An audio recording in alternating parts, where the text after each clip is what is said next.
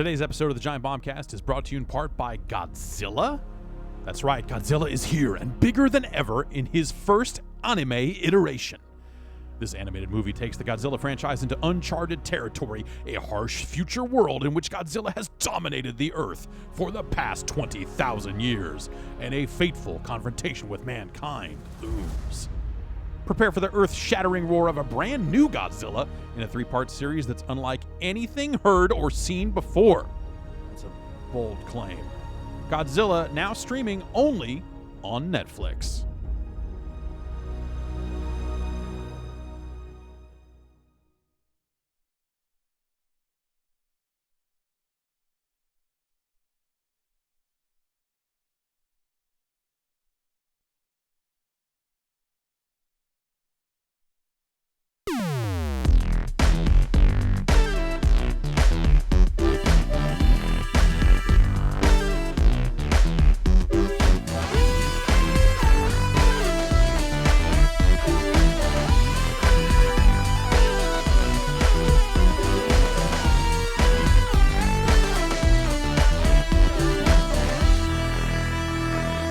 Hi. Hey. Hello. It's Tuesday, January the 23rd. Hello. Hey, everybody. It's 2018. Hello. It's the Giant Bombcast. Hello. Hi. I read that today. Yep. Yeah. Yeah, that is saw that it? date. Read it in the tea leaves. Yeah. Your son is currently driving a fire truck. He's in a fire truck. So- this is great. Oh my God. Holy smokes. My family's down in Florida. Oh. Right now. Yeah, I was scheduled to go. Okay. But taking one for the team. This is a very busy week for Jason Ass Games. Oh, yeah, that's true. Huh. So I You hung declined. back. I hung back. I can respect that. Thank you. Do not paint you playing a bunch of Monster Hunter as taking one for the team. I'm taking it for the team, you guys. I can What would you do? absolutely respect would you skipping do a without trip me? Yeah, to that's- play a video game No, that you it's- want to play. It's strange because, I go on trips all the time, E3 Yeah, and stuff, and, I'm gone for a week or more, but I'm super busy.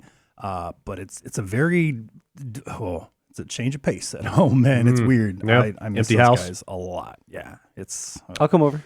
Thank We you. live pretty close together. Do you want to play Monster Hunter? together? God damn it. Waiting for Steam, man. I got to wait 8 months. Yeah, that is a while. That's a long time. That is wild.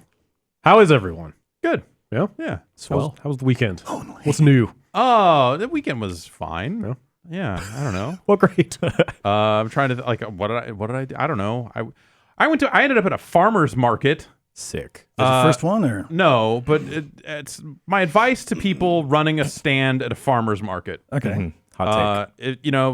Sometimes you need a slogan to get people to visit your stand of vegetables as opposed to someone else's. What? Fresh and clean. And I might say choose a slogan that isn't we grow everything we sell. Literally, like every single fucking place that had a banner at this thing, every single one said we sell what it was either we sell what we grow or we grow what we sell. They're at the right place. And right? it's like, no fucking shit. Like you're a fucking farmer. You're farmers. That's not always the case. though. They're farmers. Yeah, if you're trying to, I guess, yeah, maybe there's people at the farmer's market that are just like, hey, we're fucking Over by my place, butt there's farms over here. What do you sell? Jesus. Well, we got a podcast title. There's a pickup Skits. truck that shows up like outside my place, and they plant down, and they've got a big sign that it just has a watermelon on it, right? So Okay. it looks Yeah. like these guys are, they're growing their own stuff, right? It is so not the case, but because they've got the same handmade sign at another truck 2 blocks down. They're buying their shit from somewhere else. But they might, maybe they're both working together Nope. to sell it from the same place. Nope, they're in cahoots. All right. So, oh my God. I have to stop you and ask if I can put that thing you said in the title Probably of the podcast on the front page of the website. Probably not. Our advertisers would love it. They would never notice. But Did you get any good food? What if I just started out the whole thing? Yeah. Let people fill in, you do what you need to do. add their on own that front. interpretation. Yeah. It's you really want to star to be, don't you? Yeah, that's. Oh, jeez. Yes. Yeah. No, I don't know. No, I didn't get anything. Really? Okay. Did they have? You went but didn't get anything? My wife got some stuff. Okay. You can get free samples. Well, there's you guys always are- free you guys samples. are a team now. It's like, well, okay, yes, we the There you go. collective, yes, The royal we. got some stuff, but I didn't care about you. I cared about no, her. I will not. I'm not planning on eating any of that. They grew that themselves. You don't know how they grow. No, it. I don't know who those people are. Yeah. What they're doing, what their Gross. process is. They're all like, we didn't use pesticides. Like, oh, great. Sell me the bug stuff. Yeah. Yeah. I don't know. Yeah, so, he cruised over there. But, yeah, other than that, continuing to play video games we can't quite talk about. Yeah. Who's going to stop me? We're in a weird limbo with the big releases of the week because people are starting to put games out on Friday now. Yeah. But People are starting to put those games on Twitch already. Yeah, right? Yeah. No shit. We'll get to that stuff. But we're going to lead with the news this week because hella stuff happened. Yeah. A lot of shit went down. And we're going to talk about it. Cool. The informed and professional analysis that you have come to expect from this podcast. A full decade of professionalism. Yes. We grow our own news here. That's right. That's right. We grow what we say. make the news and then cover it. It's a pretty closed loop. It's nice. ESPN. Two different stories in my mind vying for the top spot this week, but let's start with Nintendo Labo. Yeah. Talk about it. That's okay. They're gonna let you. Okay. What if you could fold? The 8-year-old me is like, fuck yeah! I said that a lot at 8. Yeah. What is middle-aged you saying? Oh, man, I'm going to have to tape that shit together at some point because it's going to break. Lucky for you, they're selling a customization kit that includes tape. Does it include Yes, tape? totally. Okay, to Yes. fix everything? There's a line in there that says, hey, what if, this breaks? What if I need a new one? This And they're like, hey, you can just tape it together. So this shit is like crazy. it is nuts. Like if you haven't seen the video, you need to watch the video. Nintendo because it is Labo. wild. If you think about like the Wii and Wii U, some of the peripherals they made that involved plastic shells for your controllers to sit in, Yeah, and they were all fucking lame, and they took up space forever. Yeah. And you couldn't burn them when you were done with them. exactly, you could. now you It was can. hard to. Not in you good could, conscience you could anyway, burn right. them, but yeah, it's like you're hovering over a barrel outside and going like, I probably shouldn't be breathing these fumes in. They were not biodegradable, let's say. Right. And so Nintendo said, fuck it. What if we made instead of plastic shells, they were cardboard shells. And in some cases you wear them. And in some cases they're kind of RC cars and a functional piano. I should preface this by saying we have not seen this stuff in person. Right. So like the veracity of like how well does it actually work in practice? We don't know. That looks like some high quality cardboard as far as I'm concerned. It looks fucking awesome. I am so into It this. does look It super is cool. So fucking cool. Yeah. I think it's the piano for me was the one that I Yeah, saw. And I was that's- just like, It was the Where I was in. piano and then the robot, And then, yeah, like that the one.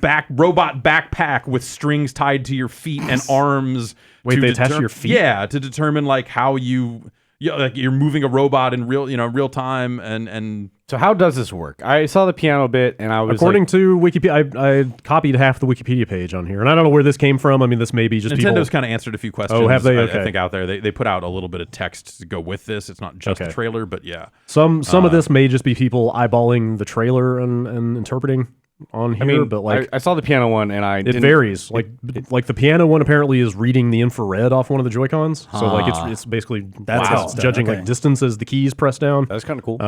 Some of them are using the HD Rumble to do things. Like it sounds like each one is a little different. Yeah. And then like the backpack for the robot thing, they open that up at one point. You see like a system of like pulleys, Yeah, and all kinds wild of- shit in Yep. there that just looks crazy. Pretty great. Yeah, so I think there are a lot of caveats with it where like, okay, we haven't really seen it for ourselves, so it might not work as well as they're claiming. Also, like the cardboard nature of it means that that shit's gonna break. It's gonna come with punch out cardboard templates for you to fold up. Yeah. And then also they are gonna offer that stuff online for free. So if you Really? I'm not sure that I read that. if you, like me, are swimming in a lot of cardboard all the time Sure. from the things you get shipped to your house, Oh. you could theoretically You'd have cut to new print out, like- parts out of yeah. that cardboard. You kind of, you print out the blueprints more or less and then use that as a guide to cut. Is Yeah. how I'm assuming that will work. Bring them to like a laser cutter or something, or just do it with an X-Acto knife at home or Yeah, whatever. totally, yeah. There's some Cutting DI. technology does exist. Right. I bought one of those high-priced blue lasers. No shit. that's right. I could Pop some balloons. I could pop all kinds of balloons. I bought the Google Cardboard kits for the head VR Yeah. stuff, and some of those were cheap as shit. You So bought it? I, Oh wow.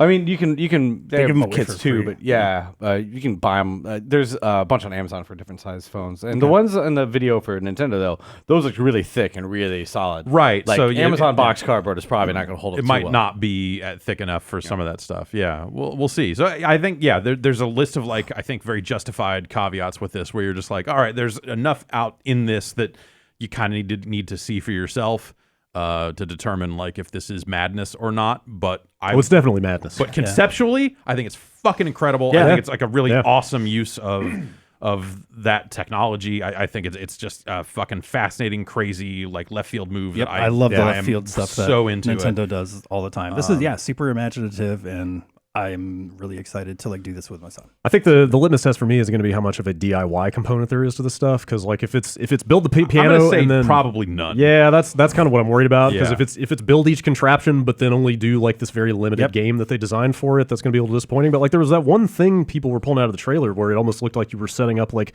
little logic flow type things to like program how like this little thing moved around. Oh yeah, huh? Oh, Like it was this yeah. visual interface of dragging Yeah. stuff around, and people thought that you were kind of going to do some very simple, man, very yeah. simple like scripting to control some of the motion stuff. Like that sounds really cool. Yeah, Yeah, it does. yeah. So they're offering this in two sets. Like the robot thing, they are viewing as substantial enough to be offered on its own. Yeah.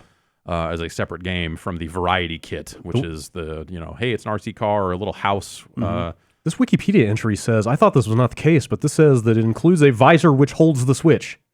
Sure, probably. Like that's basically implying you're bolting the Switch screen to your that's- face. If you look at the robot thing, like you're getting a ring of cardboard around your face, but there was no Switch in there. Okay. I could have sworn I saw somebody detaching the Joy-Cons and putting that into Yeah, something, you put but- that into stuff. Yeah, you put it into in the robot's case. I think one of the Joy-Cons lives alongside your temple. Why wouldn't they have some kind of visor thing for it? I mean, you could do pretty. I wouldn't They say probably don't want cheap people. VR. Yeah, you could, and maybe they'll do that eventually. But That has all- I think that would be a pretty shitty experience. Yeah, and you'd have to have a really thick cardboard for it to hold the weight. I suppose. Yeah. I'm surprised. Somebody will make it. Yeah, I mean they'll have to do lenses, and games would have to support Yeah, it. Like sure, it's not. Well, you could do that Just really cardboard. cheap. The cardboards. Yeah, the cardboards that you bought for. Now we're getting the terms confused because Google Cardboard did have lenses in it. So Yeah. that'd be curious. Yeah, Real cheap There's VR. nothing stopping them from doing like cheap, shitty VR with a Switch. I assume, other than like that thing's not powerful enough for frame rate and all that stuff, or it would be very simple and not an ideal experience. This seems more like that they sat down and saw Google Cardboard and a lot of VR stuff and had a completely different idea about what to do around that stuff. To me, I don't know. Yeah, we'll see. It's out in April. It's not that far off. Talk to me about price though. It's what is it? 60 for the variety and 70, or do I have? No, that? they are both $69.99. No, I think they're different, aren't they? I'm pretty sure. Yeah, it's I'm sorry, it's 70 for the variety, 80 for the robot. Okay. Oh boy. Well, that robot's gonna. The robot comes with extra. I think inside, that when they open up that backpack, you see some stuff in there that is not cardboard. And you're like, wait, I don't. Oh really? It's elaborate. Yeah. So maybe that's where they. That said, justify cardboard is cheap. Like, it's, Yeah, but it's also coming with a game. Software. Yeah, there's each one's a coming game in with there. software, I'm so sure there's plenty of design work that goes into this stuff. Sure. It's super smart from like a business end and like an environmental end. Like if they were doing this stuff in plastic, this would never happen. 'Cause, like, Right. look at the landfills full of Rock Band and stuff. shelf like, space and Yeah. retail and all this other stuff. yeah, It like just- this lets them. People will go out and like make their own stuff. It's Right. going to be fun seeing the you- mods like, people that like people bolt extra stuff. Like I don't know. It probably won't add functionality in most cases, Right. but let's make our robot head look way cooler. People definitely 3D print this stuff too. Yeah, plastic. right. I mean, that's gonna happen no matter what. I mean, Right? Plastic replacements. Right. Sure. I mean, the big deal to me is that this lets them try a bunch of weird shit without worrying about like the sunk cost of making a bunch of plastic that doesn't sell. Yeah. So they could. Yeah, I guess. Who knows what other weird stuff they could come up with? Like they could just spitball ideas, and it's if it doesn't work, Right. if people don't want it, like they're not out a mint. Yeah. It's And then if everybody's done with it, they throw it away and it biodegrades, as opposed to like right. taking your instruments to the Goodwill and they don't want them, and then you're stuck. I was looking at about 12 guitars in a corner in Goddamn. my room the other day, and going like, man, I gotta find a more efficient way to store this Find shit. an orphanage. I got rid of all my Rock Band stuff about a year ago, and it felt That's just mean to very good. orphans. I got my Rock Revolution drum kit. I'm set. Yeah, like I don't shit need in a anything box else. down in storage. Yeah. Remember when the Switch first came out and everybody looked at the detachable controllers and they were like, I wonder if they'll make other controllers that bolt onto the side of that thing. Right. Like, they went so far beyond What that. if they'll do a steering wheel? Right. Yeah. Like, It's like, they're Maybe a doing a steering gun. wheel with like a on the column shifter to go with it. Right. Sure. Yeah. Now they're making cardboard robots. Yeah, like Yeah. just the Pianos. This is cool. myriad applications they've come up with Yeah, for shoving those controllers and that screen into things to make them do other stuff is just amazing. Totally. Like that, I can't sit here and say like, it's going to be, there's so much longevity here Right. in these games. Like, we don't know. Yeah, But you may have fun with it and get bored with it after a week. I definitely came away from that thing going like, I want to do that But shit. yeah, Will yeah. I want to do that shit like 10 times? I don't know. Yeah. But I definitely want to do that shit. Looks fucking rad. For sure. So, yeah, we'll see. Yeah, crazy stuff. Tune into our stream 420. We'll definitely be making that stuff. I assume. Right, yeah. I know we don't know when we'll get it, all that other stuff. But Yeah. cannot guarantee a stream on April 20th. We should build that stuff on a stream. I think that's probably the right idea. That would go poorly. Well, yeah, I mean, that's We're all Whenever we master build craftsmen something, here. always do a it's great got to be a job. testament to like how easy is this stuff to Totally. build. I think that's a huge part of it. So yeah, any stream with the potential for us to be severely cut is something we should put on. Oh, there. yeah. Have you ever gotten a cardboard cut before? I'm severely cut every goddamn day. Word. Yeah, that stuff looks wild. It actually just occurred to me that Nintendo was teasing this announcement and Microsoft was also teasing an announcement where they both said like, hey, we're about to drop some things that are pretty... I thought the Nintendo one Radical. was teased by Capcom for something. Like Capcom said there was something from Maybe Nintendo. it wasn't Nintendo itself that said that, but like Yeah. both of these, this announcement and this Microsoft thing we're going to talk about, both were preceded with some kind of lofty language about this is a sea change and blah, blah, blah. I did not hear any. I saw the talk about Nintendo stuff. Yeah. I did not hear any of the pre-info from Microsoft. I think it Like, flew under the radar. It was Yeah. pretty subtle last week, but they made the announcement this morning, like hours ago, that all of the Xbox first-party exclusive games are going to come to their Game Pass program like day one. I saw that. Day that they pretty cool. Day they release as retail games, they're also going to be on that $10 a month. I mean, I really want to try that out. That sounds on the surface, it's just like, that's cool, that's a nice way to evolve that thing. But when you step back and look at it, like that's the closest thing to Netflix for games. Sure. Going back and adding like all the Forzas and everything for Xbox One. And stuff. Some of those might have already been on there. I'm not sure. I would assume that most of that. Yeah, stuff I is would already think. there. I think like Halo 5 and some of their older exclusives are already on there. But dope. Yeah. The library is like really impressive. It's getting I like there. the service an awful lot. Yeah. I tried it out for the initial month. I probably would just kind of keep that going as well, like a Netflix type thing. Yeah. It's Well, nice to be able to just hop in there. like just to get value out of it, it's like, are there two games on that service that you played there instead of going out and buying for $60? Yep. Like, if so, you're breaking even, right? yeah, it's the cost. It's pretty low. annually. It's the cost of 2 full retail games. Yeah. I think, And most importantly to me, these are games that you download. You're not streaming them from the service. Yes. right. They actually Yes. use language in their announcement about them being like full quality games or something Right, like Yeah, that. it's a weird. It's Full- it's weird to have to make that distinction. Unlimited access to download and play full fidelity experiences. Yeah. These are not streamed.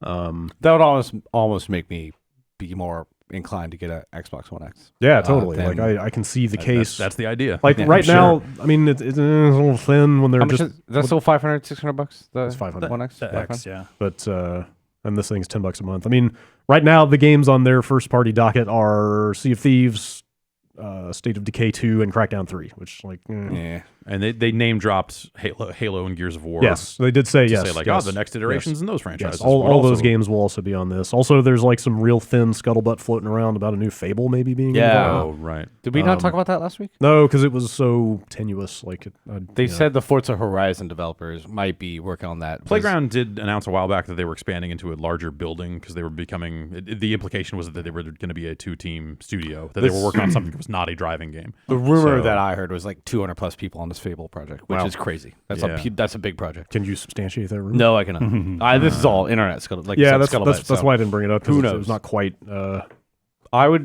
I was about to say I'd like to see more Fable. Then I realized or remember the last couple Fable games. I mean, at this point, it would be Fable made by totally different Sure, people. true. So who knows what they would do with it? Wasn't the idea that like there are a couple people with lineage back to Lionhead Maybe on this thing? Maybe, I don't know. I don't know.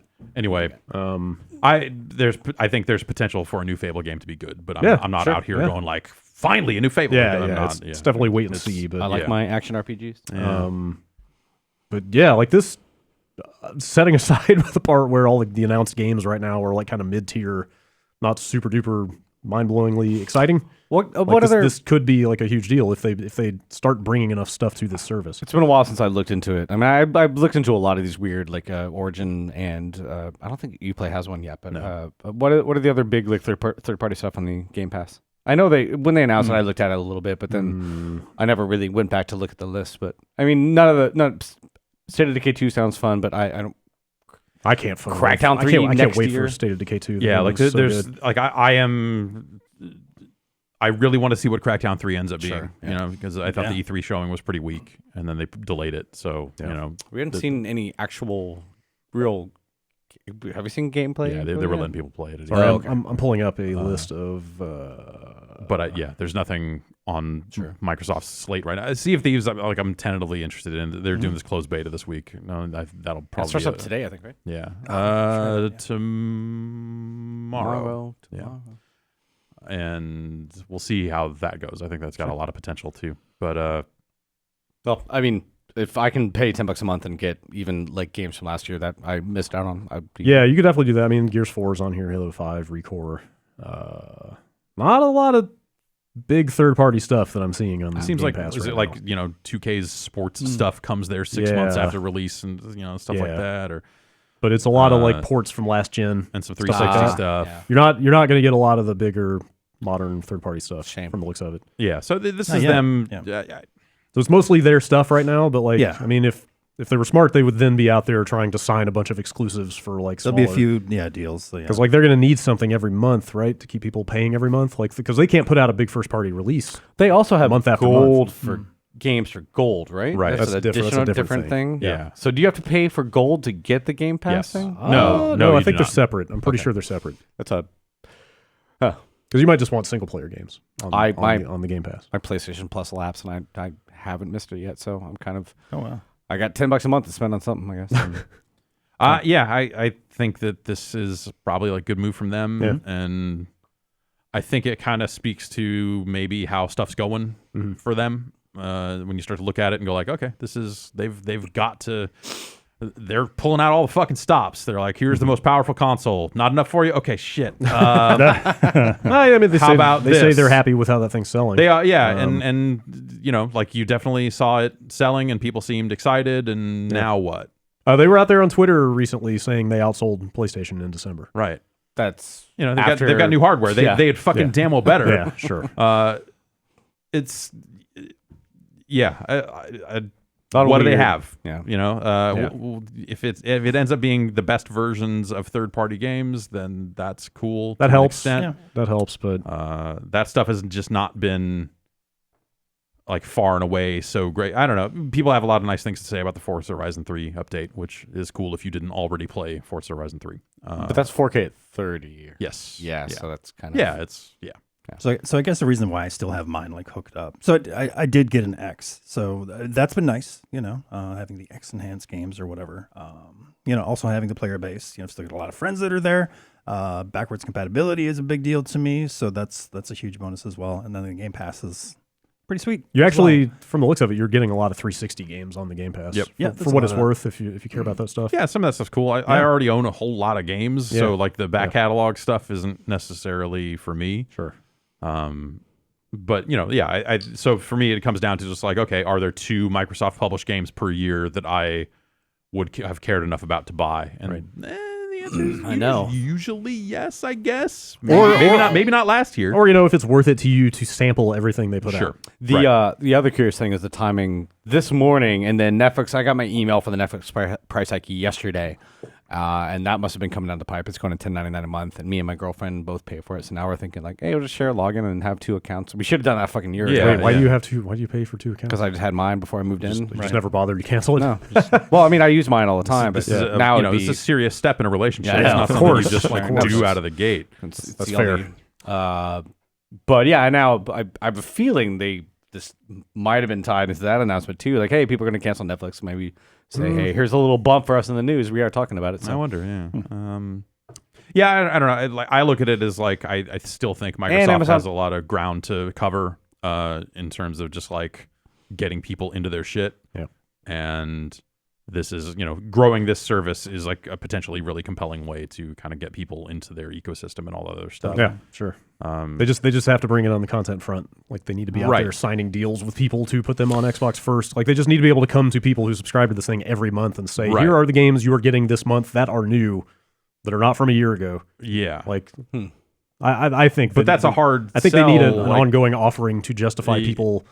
Because like the dream for them is the Netflix thing of like, I mean, how many years have you guys subscribed to Netflix? Like since I remember it, like 10 years or something? Since before it did streaming. Because you don't even think about it anymore because there's enough stuff on there that it always feels worth it, right? When it pops into the news and it's saying now it's, I think $11 a month for Netflix is still an amazing deal. Yeah, it totally is. But if I can get it split it with my girlfriend, but then also Amazon Prime announced a price hike for that, like just for monthlies, but still it's in the news. People are talking about it. I'm assuming I would bet decent money that this Microsoft news came together pretty quickly. Maybe, yeah, that's possible. I'm just saying they need enough ongoing games to get you to that Netflix tier of not caring that you were subscribed to it for years on end. Yeah.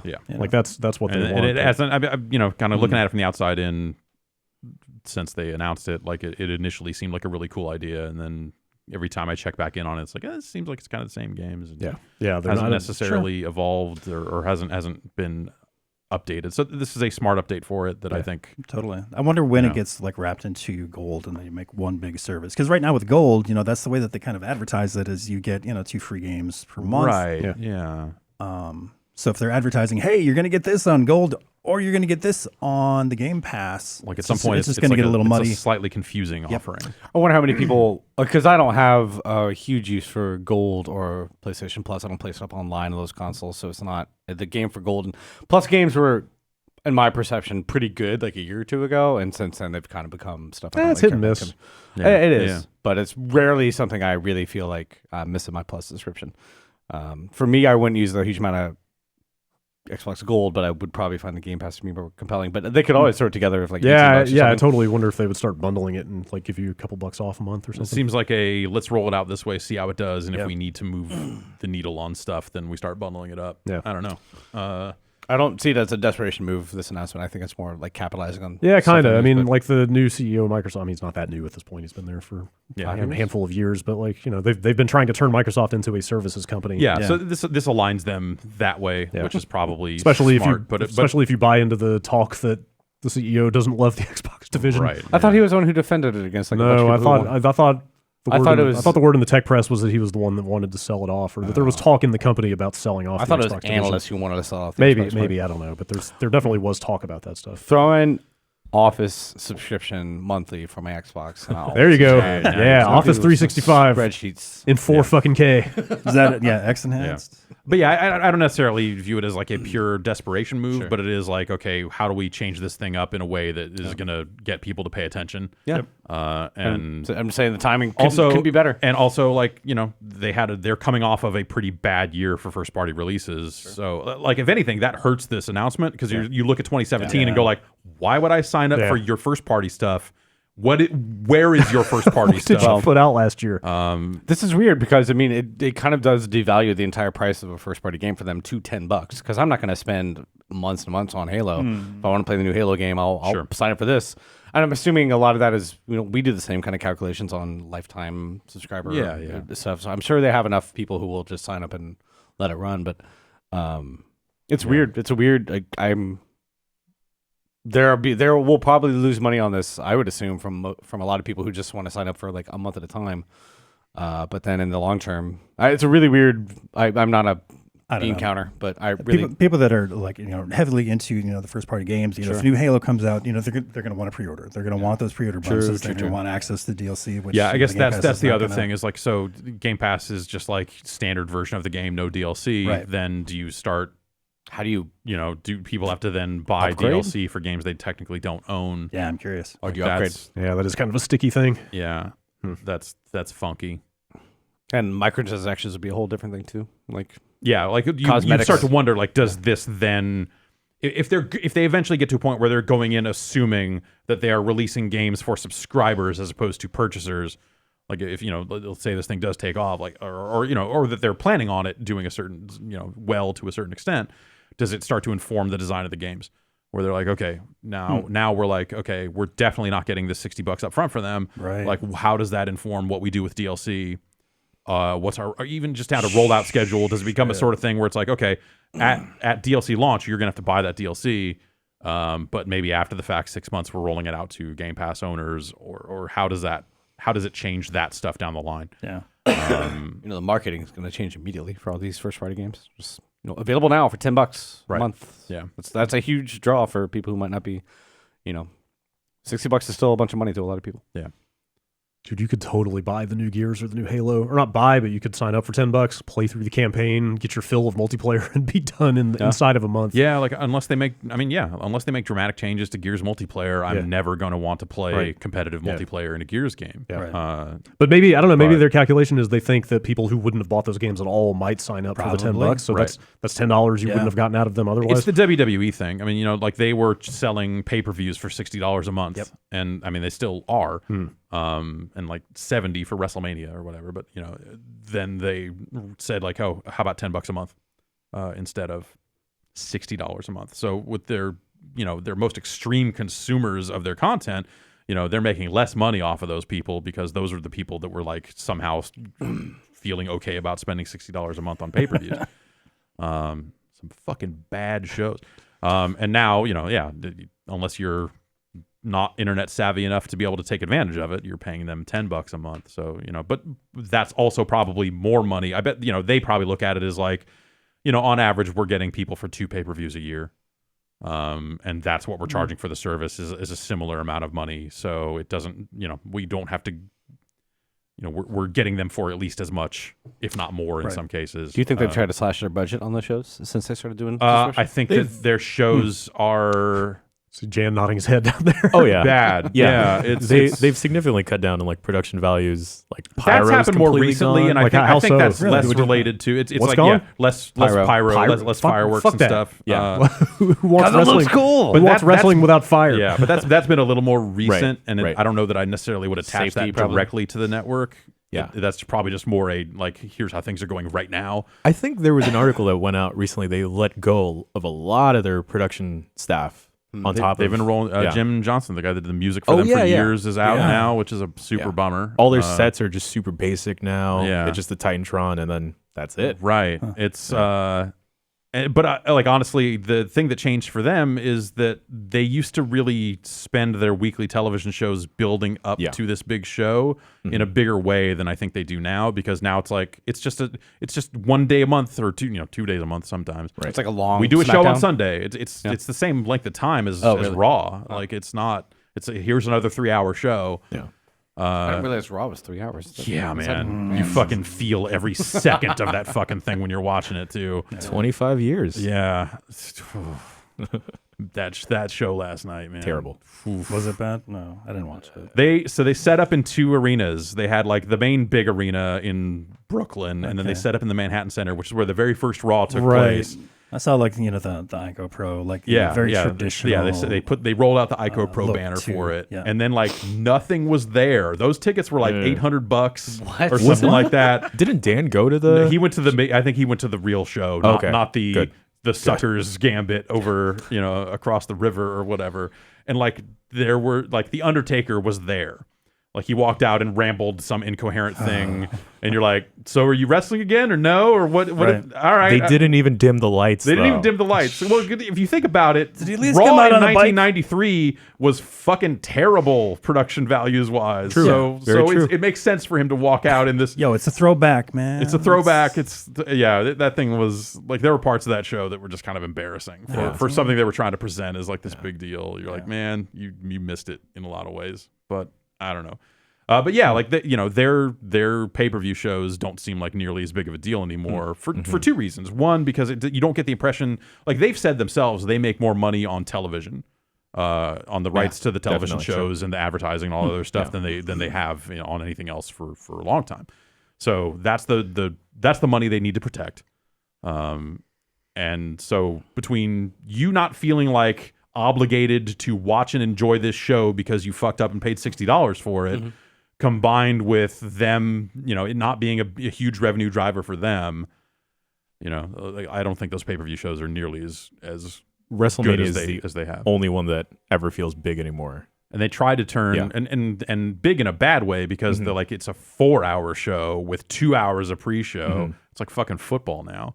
Gross. They did that for SummerSlam. They made SummerSlam a 4-hour show this year too, didn't And they? that dragged on. Yeah, for the whole It's a day. nightmare. That's too Yeah. much wrestling. No one Too much No wrestling. one can handle that. Nothing feels special is the problem. Right. And Yeah. and I think that's the problem they run into is nothing at all feels special. And I think Microsoft, like, that's the thing. Sure. It's a very different thing, but they need to make sure that those releases feel special as long as they're still expecting to sell them to a lot of people at $60. But yeah, if they lean into this subscription thing, that could be huge for them, because what if Halo becomes an episodic thing? Hey, 1 month, you Half-Life? get the first half of it, the next month you get the other half. Like, it could change the way they release games. It could change the way they monetize on top of it. There's a lot of very different things they could do with games if they have an abundance of people signed up for a subscription service. Like there's a long way from here to there, but if they get to the point where people buy Xboxes with the expectation that they're not going to buy individual games, they are just going to subscribe to this, that could open the door for a ton of stuff. It could open the door for a cheaper Xbox, because then you Yeah. start to get into like, well, now we really aren't putting a disc drive on this thing. Right. And not that saves them a ton of money, I guess. Yeah. But, or sign up for 2 years and get $100 off your Xbox. I mean, right. They that's what they've teased been- subscription they've talked or about those stuff type like of that before. subsidies for, like, selling an Xbox through your cable company.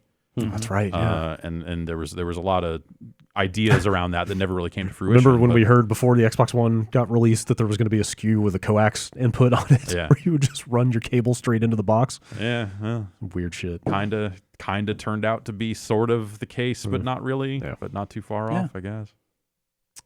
It's a interesting move, Yeah. and I think that's where we're at. I think that they probably need to be making interesting moves. Yeah. But this only works if they get the software in line. Yep. But I guess Absolutely.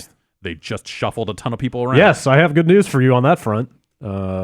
Actually, a bunch of moving and shaking in the game industry over the past week, but It's the time of year for it. I guess so, yeah. Well, let's start with the Xbox one, which is that Matt Booty of Minecraft and Midway fame Right. is taking over all of the kind of first-party stuff from Phil Spencer. Yeah. Spencer got promoted a while promoted back. up. He's like Yeah. executive VP. He's right under the CEO of Microsoft now. So he effectively fills. Yes. Booty Phil's role. is taking over Spencer's previous role of managing Microsoft's network of game studios, including Turn 10, 343, Mojang, the Coalition, Rare. He's the guy now for content, Yeah. sounds like. Don't let me down, bro. He was running Windows Mobile prior to Minecraft. He was running the games effort on Windows phones. Interesting. And that sort of stuff. And then, it sounds, hey, Minecraft a big deal. And I think they've done a good job of bringing Minecraft into like the Microsoft fold. Yeah. So seems like he did really well there. So I really want to play makes sense. Minecraft after that graphics update comes out. That shit looks cool. I have been playing Yeah? a little Minecraft here and there. Yeah? weirdly Yeah. enough. Like, Oh it's my not, God. yeah. I had something about the idea of this blocky ass like lo-fi world with all these crazy pixel shaders on Yeah. top of it is like really weird and appealing. There's a quote from Spencer, and he did an interview with GamesBeat where he says, "It's become very clear to me that we're going to invest more in content."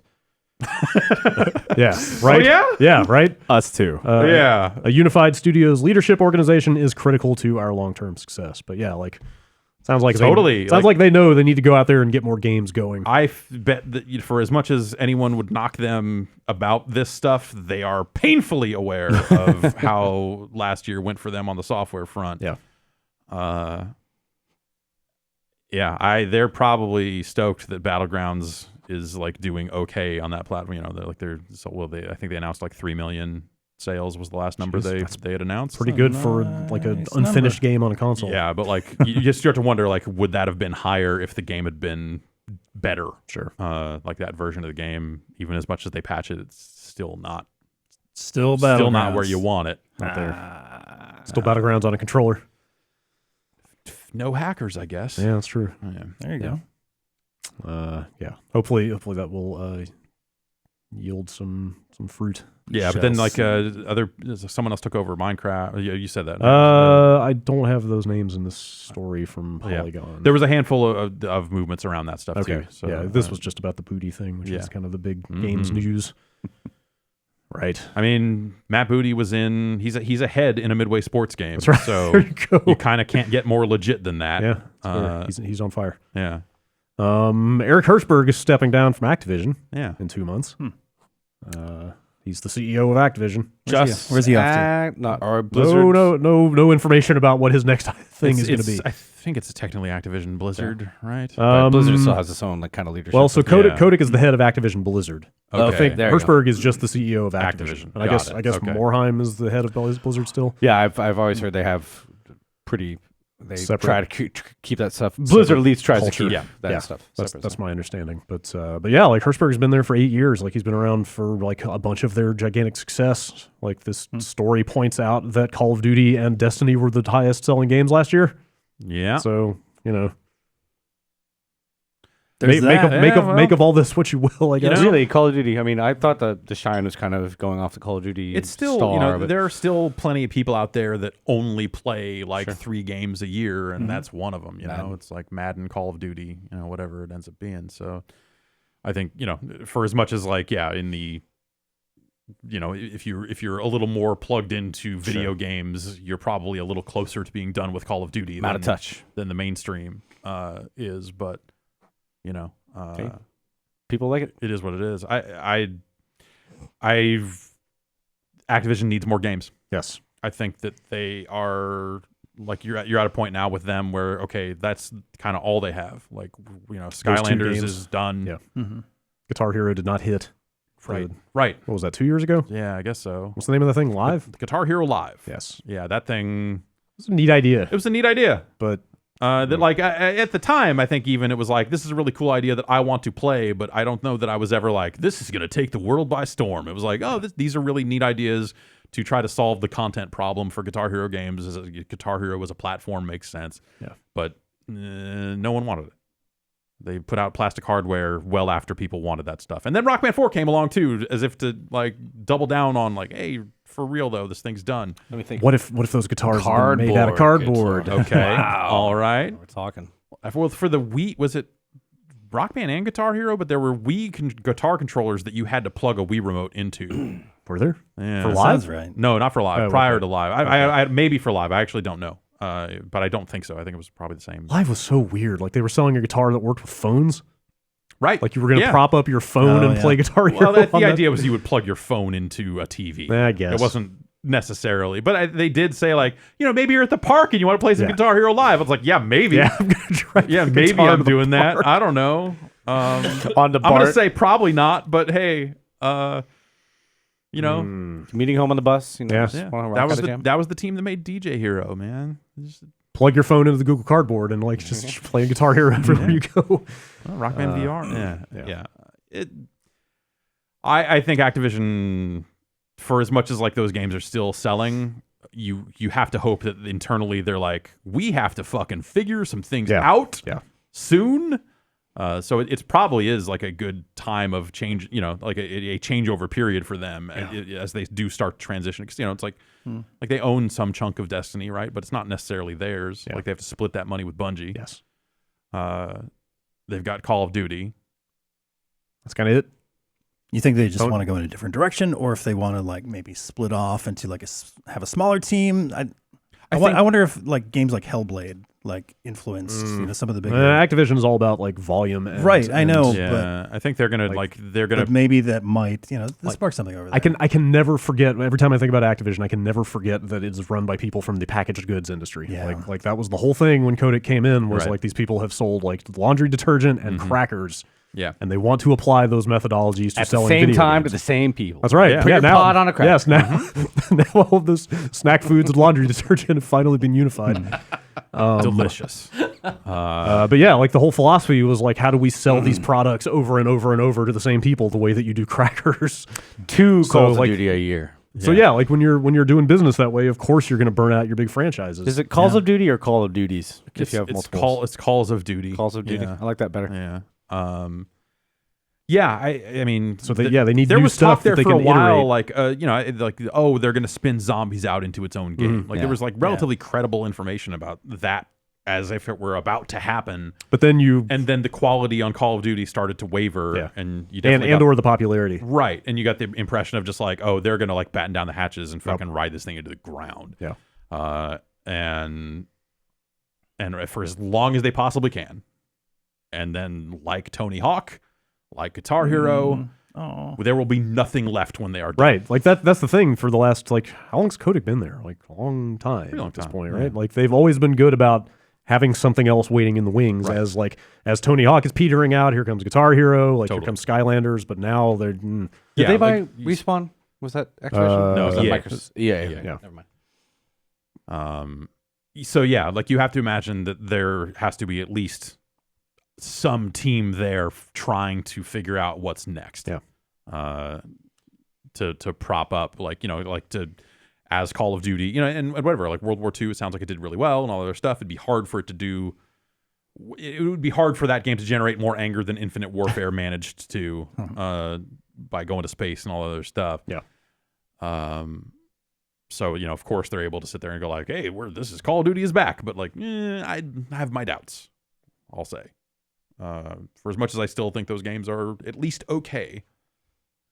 There's a minimum level of totally confidence there's to a Call of Duty. There's a minimum level of money that goes into that thing to ensure, this is going to look pretty good. Yeah. Bare minimum. They're going to, they're not going to skimp on the sound design and all that sort of stuff. But,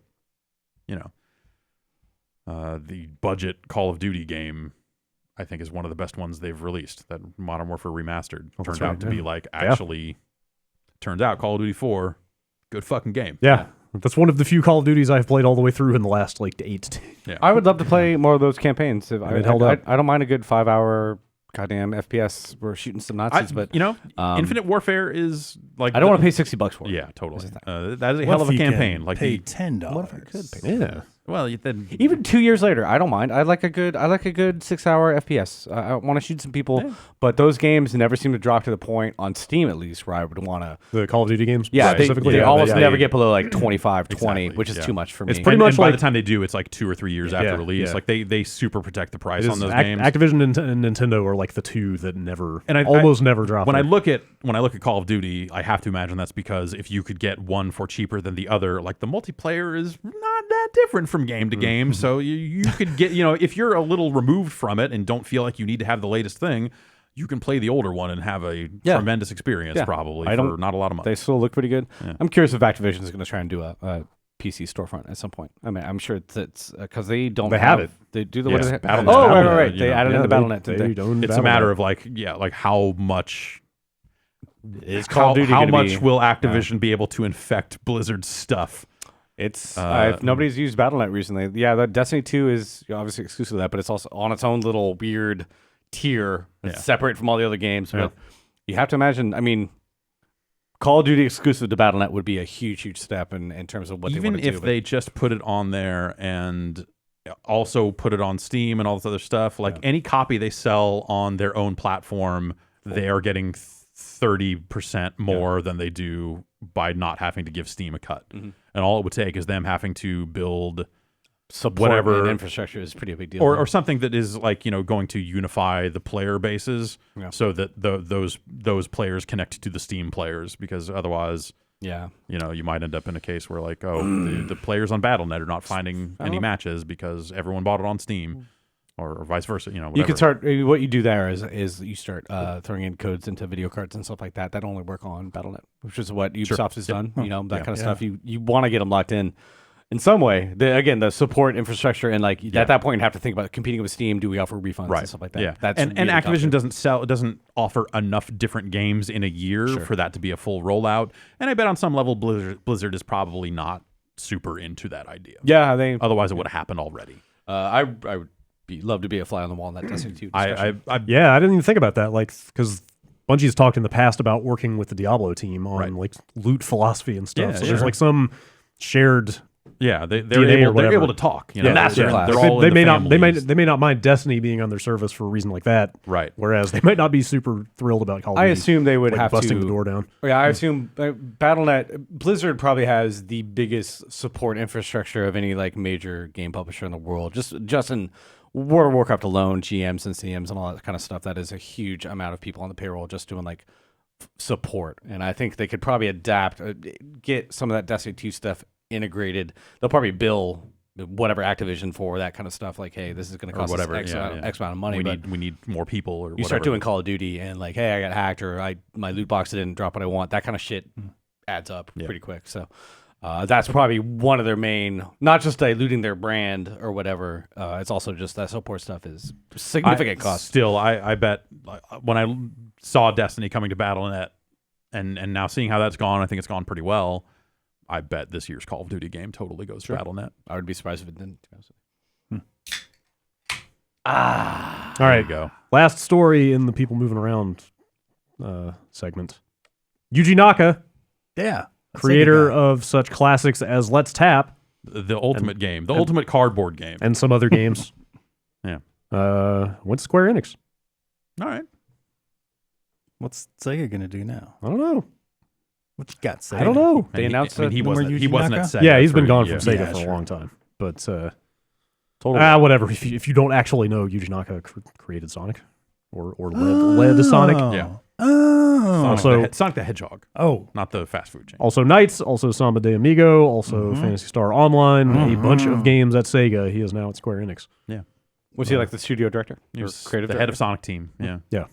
He's credited as like the guy, basically. He tweeted about going there, and it was the most generic tweet I've ever read about like I hope to create games that people will enjoy. Please wait for them. Or Yeah. just Yeah, real I'll wait. real formal stuff. No indication of what he's going to do over there exactly. Yeah. Did they slip him into like a current project? I don't know. No. Hitman. Right? No. I have no idea. Yeah, I know. You know, he was running Prope or whatever. Right? Probe. Yeah. What is They Probe? the developed fuck is Let's that? Tap. Yeah. Let's Oh, have. Do you yeah, still have? okay. I still have Let's Tap. Do you have the I don't- game and all the accoutrements? So they did not sell it with the cardboard boxes Wait, here really? in the U.S. You had to provide your own box. You had to provide your own remember that. box. I believe there was a Best Buy exclusive version in the U.S. that might have come with boxes. Exclusive box. So for people who don't know, this was the predecessor to Nintendo Labo, and you Kinda. Yeah. took a Wii remote and put it on top of a relatively thin cardboard box, and then you tapped the box to compete in mini games. So it was like the vibrations would resonate to the controller, and your guy would run on screen or whatever. Did you the have to fuck. like rubber tape it down or rubber band it? No. Didn't it bounce off? Yeah, it? what kind of No, it was not. box you know, techniques you came weren't- out of You this? weren't meant to fucking smash it, you know, like in a way that was going to make it bounce, but it might move a little bit. But the games were short enough that you could reposition that thing if you needed to. Yeah, but it was definitely like BYOB in this territory for the most part. Yes. So I remember having a little bit of fun with Let's Tap. yeah, that It the was first It was dumb. After I processed the Nintendo Labo announcement, I literally started looking for like European copies of Let's Tap that still had the boxes with them, and I was like, I should get, but I want the official boxes. I don't want to fuck around, and then stop myself from doing something very dumb. Good. Thank you. I I didn't stop myself the other night. I apparently got tipsy and Mm-hmm. ordered a replacement copy of Phantasy Star Online Episode 3 for the GameCube.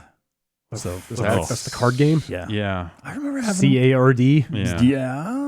I kind of liked that game. I remember strongly think. disliking that game Oh boy. because you were like, "Oh, cool! Episode 3 of Phantasy Star Online." Oh, I was, yeah, I Oh was in. no, they turned it into a fucking card game. I was into card games at Yeah. the time, so Man. The thing online at Yeah. all? Yeah, How did it that's get online. online? It was a GameCube game, right? Yeah. How did it get online? There was a Get a broadband broadband adapter for the adapter. GameCube. Really? Was yeah. there? That's how they hacked the GameCube, right? That was came through the think so. broadband adapter. Yeah. Weird stuff. And then also, I mean, yeah, also like other Phantasy Star Online came out on the GameCube. Okay. yeah. All I know. Couldn't you play Double Dash on the internet? Oh, I guess so. Yeah. Yeah. Like I'm trying to think what Yeah. online games Or there at least were on a for the LAN. GameCube. Yeah, pretty sure you could. I wonder. All if I know.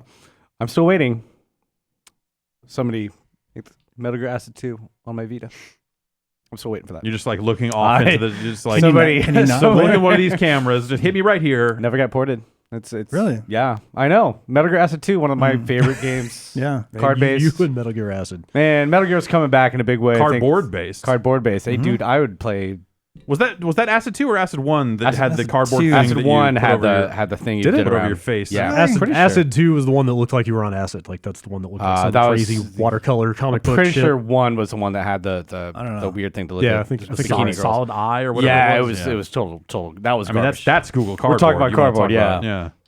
Acid 2 is still one of my favorite games. If anybody's out there listening to me, Acid 2, Vita, or hey, bring it to Steam, man. That game's dope. That game's really great. I don't talk about it enough. We got how much time we got? You're right. Yeah, let's run it down. I think it was Portable Ops was the Metal Gear game for PSP that I ended up playing, where like you that's would pretty get troops based on. That was what. Well, that I was- guess maybe it was Peace Walker. It was Pokemon. Well, they were both that. Portable Yeah. Ops was on PSP, and then Peace Walker was Vita. Right? Yeah, Peace Walker was kind of the one that MGS5. They were both Pokemon, and then they basically took that concept into right. MGS5. Well, Peace Walker is the actual MGS5, right? And then Phantom Pain is MGS-V. Yes, Yeah, sure. that's Five. we're starting to Fine. get a little Yeah. philosophical here about. Anyway, I liked the idea that Wi-Fi networks you walked near would generate soldiers based on their Yeah. MAC address. Yeah, that was cool. And then people started hacking MAC addresses to generate the soldiers they wanted. What was the game where you scanned like barcodes and it would make monsters for you? Barcode Battler. Yeah, or, there's that. There was a Monster Hunter, or not Monster Hunter, Monster Monster Rancher. Rancher, Yeah, that's what with I all was the CD stuff. Yeah. That was great. Yeah. 8 games supported the GameCube broadband adapter. Wow. That's it. Wow. 1080 Avalanche, Homeland, GKO Powerful Pro, Yaku 10, Mm-hmm. Kirby Air Ride, Mario Kart Double Dash, and all that Phantasy Star Online stuff. Mm-hmm. But yeah, I'm pretty sure the piracy on GameCube came out of some broadband adapter thing or the network adapter somehow. That's what allowed people to copy that stuff and load them up. I'm seeing a bunch of them on eBay for like $70 to $80. Hey, That's still cheaper than Dreamcast broadband adapters, which are Maybe I was popular thinking for the a similar Dreamcast. reason. That's maybe I was thinking of the Dreamcast one. Yeah. I suspect they are both used in that. Because if you think about it, they both have non-standard disk drives. Yeah. Right. So people looking to dump disks GD ROMs, man. are often doing it Goddamn through, ROMs. through a broadband adapter. Yeah. Can I put that in the podcast title? I don't know. Goddamn wrong. Goddamn Yeah, wrong. that's probably a little more. Okay, Accurate. good.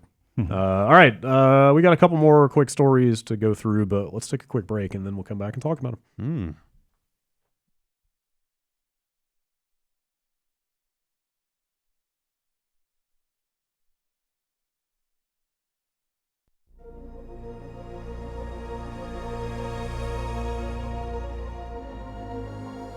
This episode is brought to you in part by Netflix's new original series, Altered Carbon. What does it mean to truly live forever? It means you'd have time to watch everything on Netflix, I guess. Based on Richard K. Morgan's cyberpunk novel, Altered Carbon is a hard-boiled detective noir set 300 years in the future. Set in Bay City, or modern-day San Francisco, it presents a visually stunning and tech-obsessed world wherein society has been transformed by technological advances in immortality. Ugh. Being immortal doesn't sound great, honestly. Like, who would want it? Man, no, I don't want to see all... Anyway, a human being's mind can now be digitized and downloaded into a cortical stack at the base of the brain, so bodies, known as sleeves, are interchangeable. All right, now maybe that might be all right.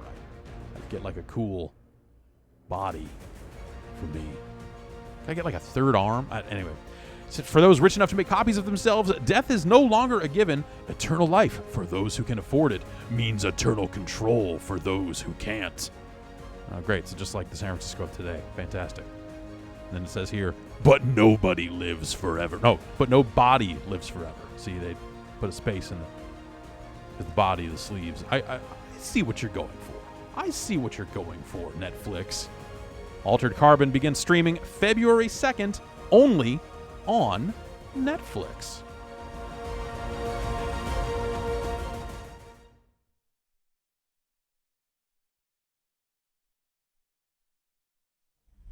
Two more stories, both movie related. It turns Excellent. out. Oh, did you guys know Fox is making video games? Again? Fox Again? Next. Fox or Next? whatever, right? I had no idea that they launched a new video game initiative last year. They've been like buying studios or something. Yeah. Didn't they? Yes, they bought a studio in the Bay Area called Cold Iron, which is former Cryptic people. Okay. Okay. Neverwinter, City of Heroes. Yeah. People who worked on stuff like that. And they're making a new Aliens shooter. Oh boy. You know, a first-person shooter based on the Alien franchise. Is Sega involved? It's time for No, that, huh? no, Good. Sega's not. They got a lot of people laid off at the job I had before this. Huh. Three jobs I had before this. Yes. I guess Sega no longer has any involvement in the Alien stuff. So it's It's Fox. tied into a specific alien movie? Not Okay. really. They are not to interrupt, but I've heard Alien Covenant did pretty poorly in terms of like, well, it was a terrible fucking movie. I mean, everybody said that about Prometheus, but That still was did pretty okay. bad too. But I heard it was kind of a one of those Blade Runner-esque things where the future of the franchise is kind of in jeopardy. I would say make that, I talk about movies, make it low budget and give it to somebody else other than Ridley Scott and just see some new blood. That's what they did with, Aliens was a whole different thing from Alien and was really fucking good. So, but hey, if they're investing in video games, maybe that means they're.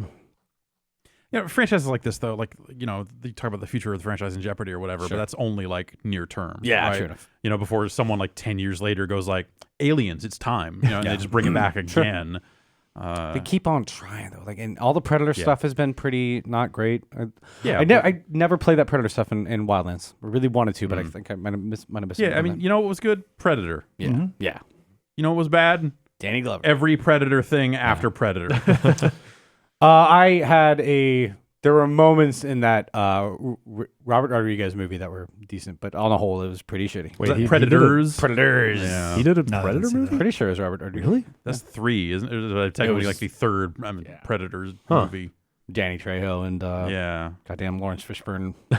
Goddamn Lawrence Fishburne. Adrian Brody did that voice the entire. I'm Adrian Brody and I'm a Marine. Just the entire thing. That, man. It had moments like the title card comes in within the first minute in a great way, but it's all downhill from there. Sorry. Well, You're selling me on this whole Predators I thing. know. Like I feel like now I should see this. This is kind of have they announced, or is this just kind of like working on Alien Shooter? I mean, that's what they announced. Okay. The studio will be making a new Alien shooter. I mean, it's really only notable because that last one was such a goddamn disaster. Well, there was the other one, the kind of horror game, the Sega thing, not the Gearbox game. Oh, but that actually, that was technically the last one. I guess think, Isolation right? did come out after the Gearbox Yeah, game. like people like Isolation is quite a good. bit. So, yeah, that's a good game. Man, I played about half an hour of that, and it was I didn't even see any even the AI robot thing, but just the atmosphere and the attention to detail. That game it's effective. That game is very unnerving. Nobody ever saw anything of Aliens RPG. Wait, that was the Obsidian game that got canceled. What? Yeah, this was announced a long time. Has that been spoken about? Yeah, it was well known to be in the works, and it was canceled after I don't know. I don't know the specifics. It was after I joined Obsidian for sure. What was it like?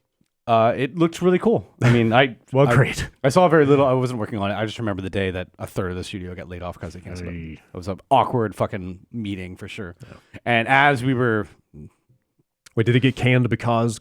What was the Gearbox game? Colonial Marines? That's the one, right? That was the one they kept on working on. I think RPG, they just had, I don't know, budget concerns or something like that. We were also working on Alpha Protocol with them too, so I think they didn't want to put a lot of eggs in one basket. But we had a meeting in the big meeting room, and all the people who were going to get laid off went to the mocap studio, and all the people who weren't going to get laid off were in the main meeting room.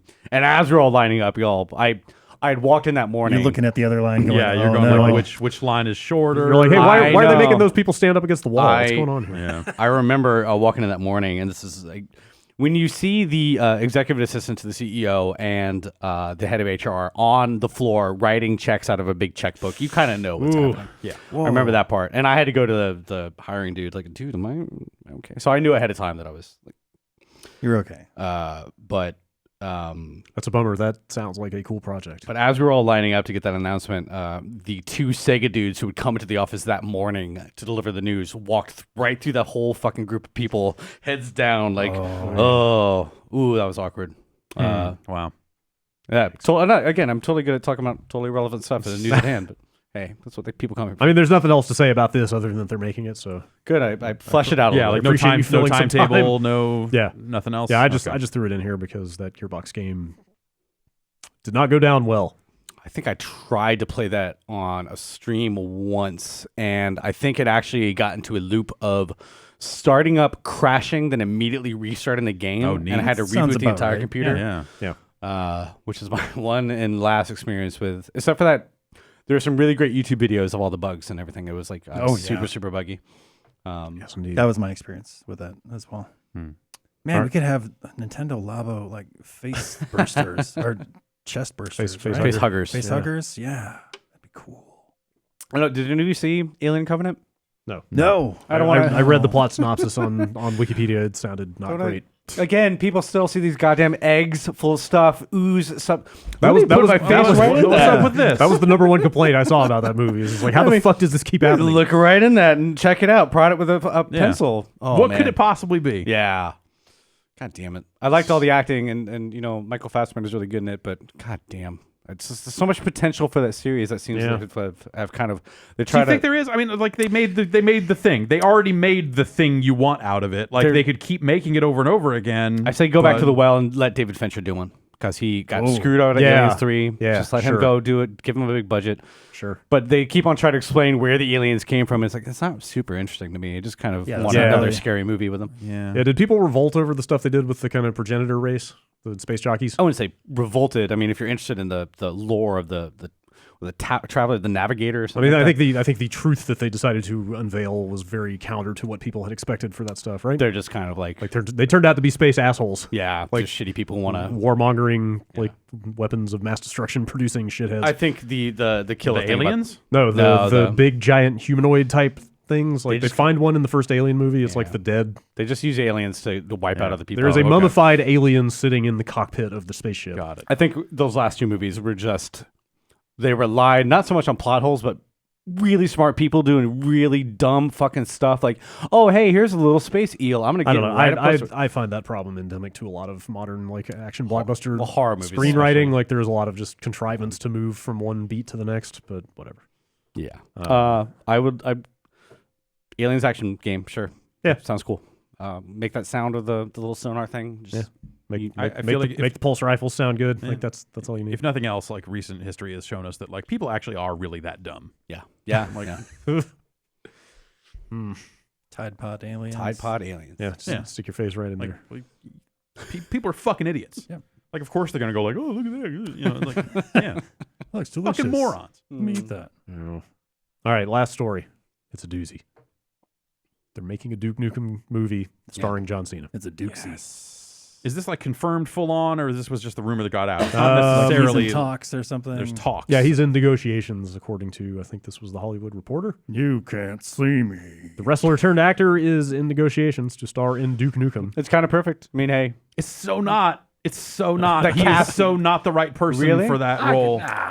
the actor who does, I mean, obviously the guy from, Billy Blazkowicz in Wolfenstein is kind of like, apparently the voice actor looks just like that character, true, as well. Okay, Is yeah, what I've heard. yeah. In which case, great, cast him, but Yeah. Are you saying that because he can't act, or because he's like, from what I can tell, he seems like a pretty like thoughtful, socially conscious guy who would be playing like I think one of the bigger dicks. I in think video John games. Cena can act. I don't think his voice is right for the Duke Nukem role. I see. I don't think he necessarily has the right look.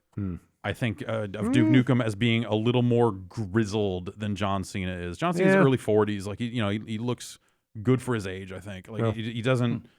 He does not look worn in the right way. And I guess whatever Hollywood magic can get you there or something. But I never saw Duke in that like grizzled role to begin with. Like nowadays, totally, yeah, like Duke Nukem Forever. That's and what whatnot, he but, like, should be. I don't know that that's what Duke they. Nukem 3D Duke is still like over it. Fucking those alien bastards are gonna pay. It's like it's just.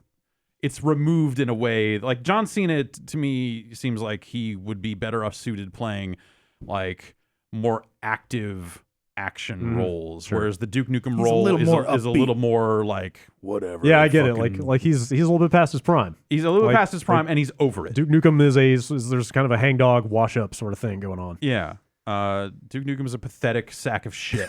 Yes. A husk of a man. Yeah, how does he work in today's climate? Seriously, like. Well, I don't know. We asked that question like what? Oh, eight yeah, a eight couple years years- ago, Yeah, and and no one's did gotten any not closer. did not get a satisfactory if answer. anything, it's only further away now. So, and also like Duke Nukem, the character as we know him, is built on stealing lines from action movies. Oh, yeah, this goes right back to the when's the PlayerUnknown's Battlegrounds movie coming out? It's like motherfucker, they made it. How do you think that game came to be?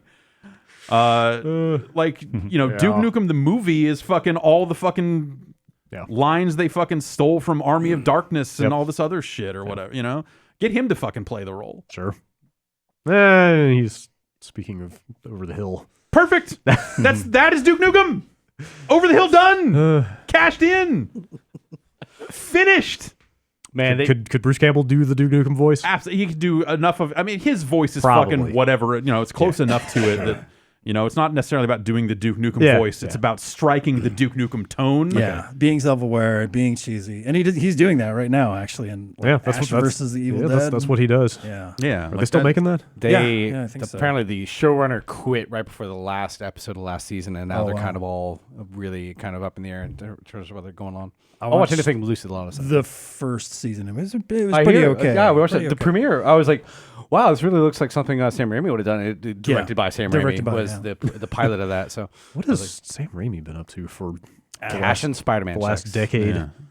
Yeah. You guys see the trailer for Rampage? The new No. Rampage movie? No. It's The Rock in Yeah. Rampage, which is Yeah. like two big aliens they- crashing a city. Which is it 3? Was that? It was originally 3, yeah. Or are they not putting all 3 in the? Oh, they got I to don't know. save something. They're for putting the all sequel. You 3. gotta save it, yeah. Okay. Yeah. Which ones are in there? I saw a TV commercial. I don't know. George, Uh, Lizzie, and Gorilla and I'm Lizard. not up on my Rampage What was the other? Wolfman. Wolf. Yeah, there's Wolf. Was yeah. the other one? I got it confused with Jumanji when I saw the trailer. Yeah, me Oh, too. sure. Yeah. And I thought, I thought it was, I thought it might be a new Godzilla movie because it just looks like fucking generic monsters. Right, trashing like a city. that's another great case of like, don't make a Rampage movie. They made it. It's called motherfucking King Kong. Yeah. You know, and Godzilla. Like this stuff already exists. Yeah. Like there's no like. Because they're making a new one of those. It's Godzilla versus King Kong, what Rise Yeah. of the Machines or whatever, blah blah blah. But it Sure, looks. I thought, of course. honestly, thought it was that when I saw the trailer for it. Or Yeah, a commercial. on the wall. very idea of a Rampage movie is just like the fucking. It is the most snake eating its tail bullshit. Who knows what Rampage is at this point? Like nobody under No one. 30. I don't know that it 35. matters. If they It market does, it yeah. right, then it's going to sell to people who don't Generic. They just know market it or as a care. monster movie, Yeah. and Yeah. you know, if they benefit at all from this dumb video, the sequels to Rampage actually did pretty well for What their was time. the last Rampage game that came out? Rampage, like PS1? Universal Tour for probably PS1 or Dreamcast or something. Yeah. But yeah, they made that arcade game. There's the original arcade game, which was great in its day. The NES game was great. And then Rampage World Tour was like the first, like, you know, quote unquote modern NES or polygonal. SNES was the first Rampage. It would have been NES probably yeah. because it was like early 80s. You know, it was like early 80s in arcades, early to mid, I guess. You know what I bet? I bet he beat some monsters in the end. Think so? I think so. I bet Do you think I bet the he- monsters turn back into the people? Fuck man. They Oh, better. no. Man. But I thought that was the thing we deduced earlier on is that it wasn't necessarily people turning in them. I don't know. I have to go watch it, but From the trailer, it looks like they're just animals. yeah. Okay. Yeah. Do they show? They So show we the- don't have that sort of emotional attachment to Like it's supposed to be monsters. person turns into gigantic wolfman, and then when they are defeated, they turn back into a tiny naked person. Yeah, Yes. that's how it works. That is the one thing that Rampage has.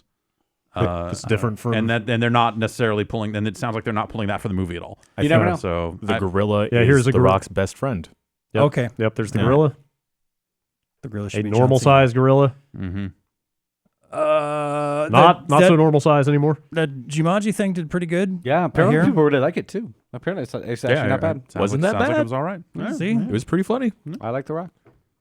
Oh, sorry, Dwayne Johnson. Sorry, we keep on calling him The Rock. He doesn't. I like The Rock too. It's a Yeah. fine film. This trailer just refers to Dwayne Johnson.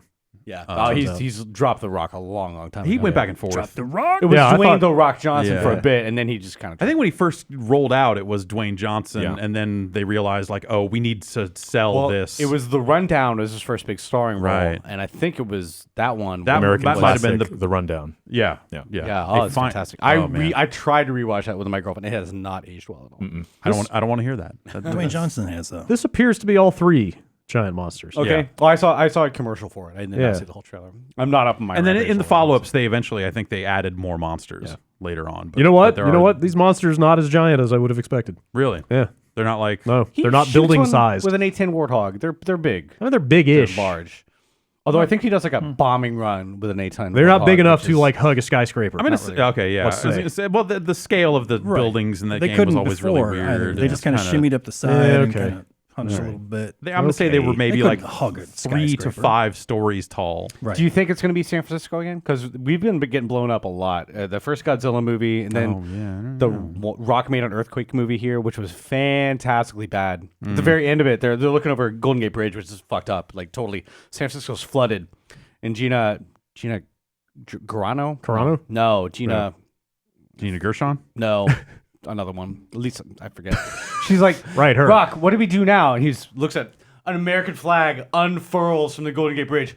We rebuild. Like, no, the city, $800 billion worth of damage here. Like no, straight up. Also, like if it's 2018 and you get to like have another crack at crossing where the fucking Golden Gate Bridge is, you could do way better than the fucking Golden Gate Bridge. Man, build a fucking tunnel for trains, you idiots. I don't even remember that movie's called. Slingshot. Quaker San Andreas. Oh God, it was so bad. It was just. Again, I bet they had fucking like double hard-ons for San Andreas where they were like, I mean, yeah, it evokes California, but also that Grand Theft Auto game was popular, so there's a lot of name recognition for San Andreas. I bet that they were fucking people drowning in buildings, and the first thing they do is a huge, giant American flag unfurling from the Golden Gate Bridge, the ruins of the. We rebuild. Oh. And then did it immediately fucking smash the credits? It was just like boom, credits. Yeah. Awesome. Done. Perfect. That sounds like the perfect film. Spoilers for San Andreas. Sorry, people. He lives for the movie and has a big heart on for American flags. Who doesn't? Indeed. Duke Nukem movie. They Who knows? Like, look, they shouldn't fucking do that. Probably not. Like, that's a. Oh, I forgot to mention that Michael Bay is involved. Well, okay. Now I'm back. Okay, That was probably an everything important I said. detail that I left out. He's going to be dating a 15-year-old. Great. Oh God. God. To be fair, it's Michael Bay's production company is involved. I don't know to what extent he will have his fingers in this, but I doubt they're gonna have the right touch and tone and dialogue. I don't know that it this exists. off. I don't know that the right touch and tone is there for like what this character has been. Like, this is just it's a fucking bad idea. Like, it's got to be like extremely self-aware. Can it be though? I mean, self-aware. I don't know. You can't have a character named Duke Nukem, but like, honestly, like in some ways, like self-aware action, like The Last Action Hero kind of covered some of this ground already, sure right? enough, I mean, like there's probably room for another take on that. But I just Comes out of the video game. unless you're fucking like living that nightmare of he comes out of the video game and now video game man has to adjust to the real world and he's blowing everything that's going to be a fucking tough. I feel like that's a very tough script. yeah, John you need some Cena kind can of do it. You need some kind of angle on that. What if it's like Wreck-It Ralph, but Duke Nukem? Hey, Yeah, I don't want to a see little any faithful sidekick. Yeah, I don't want to see other characters in the Duke Nukem universe, though. I want to keep them pure. Yes, Yeah, it's a good maintain point. the sanctity of the Yeah. Duke Nukem canon. Yeah. ain't gonna be shooting pig cops. That's for sure. There's no way they can get away with that in a movie now. Oh God, I didn't even think about that. Fucking anything goes nowadays. I guess I that's don't. Yeah. Oh God, Cena is also going to be in that Transformers spinoff Bumblebee. Yep. Well, Michael Bay's What's it latching going to turn on. into? I guess so. God damn. It's been a long time. It's been a long time since the Marine. Yeah. Let's say. I liked the Marine quite a bit. They made like Back then. 4 or 5. Yeah, years. he was only in the first one. Yeah, I know. But it was all WWE Yeah, it's all people. it's all They wrestlers. keep putting in more WWE people. They wanted Randy Orton for one of those movies once, but Randy Orton was an actual Marine who went AWOL. So they were like, we probably great can't idea. have him do this.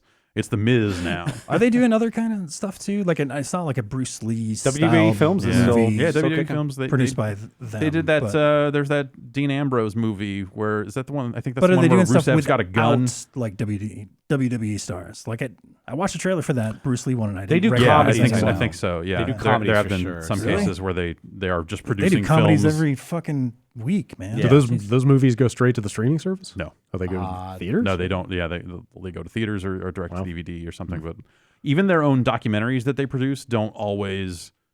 They usually don't go to the network. They still are protecting their DVD and Blu-ray sales. Jeez. Yeah. On that stuff.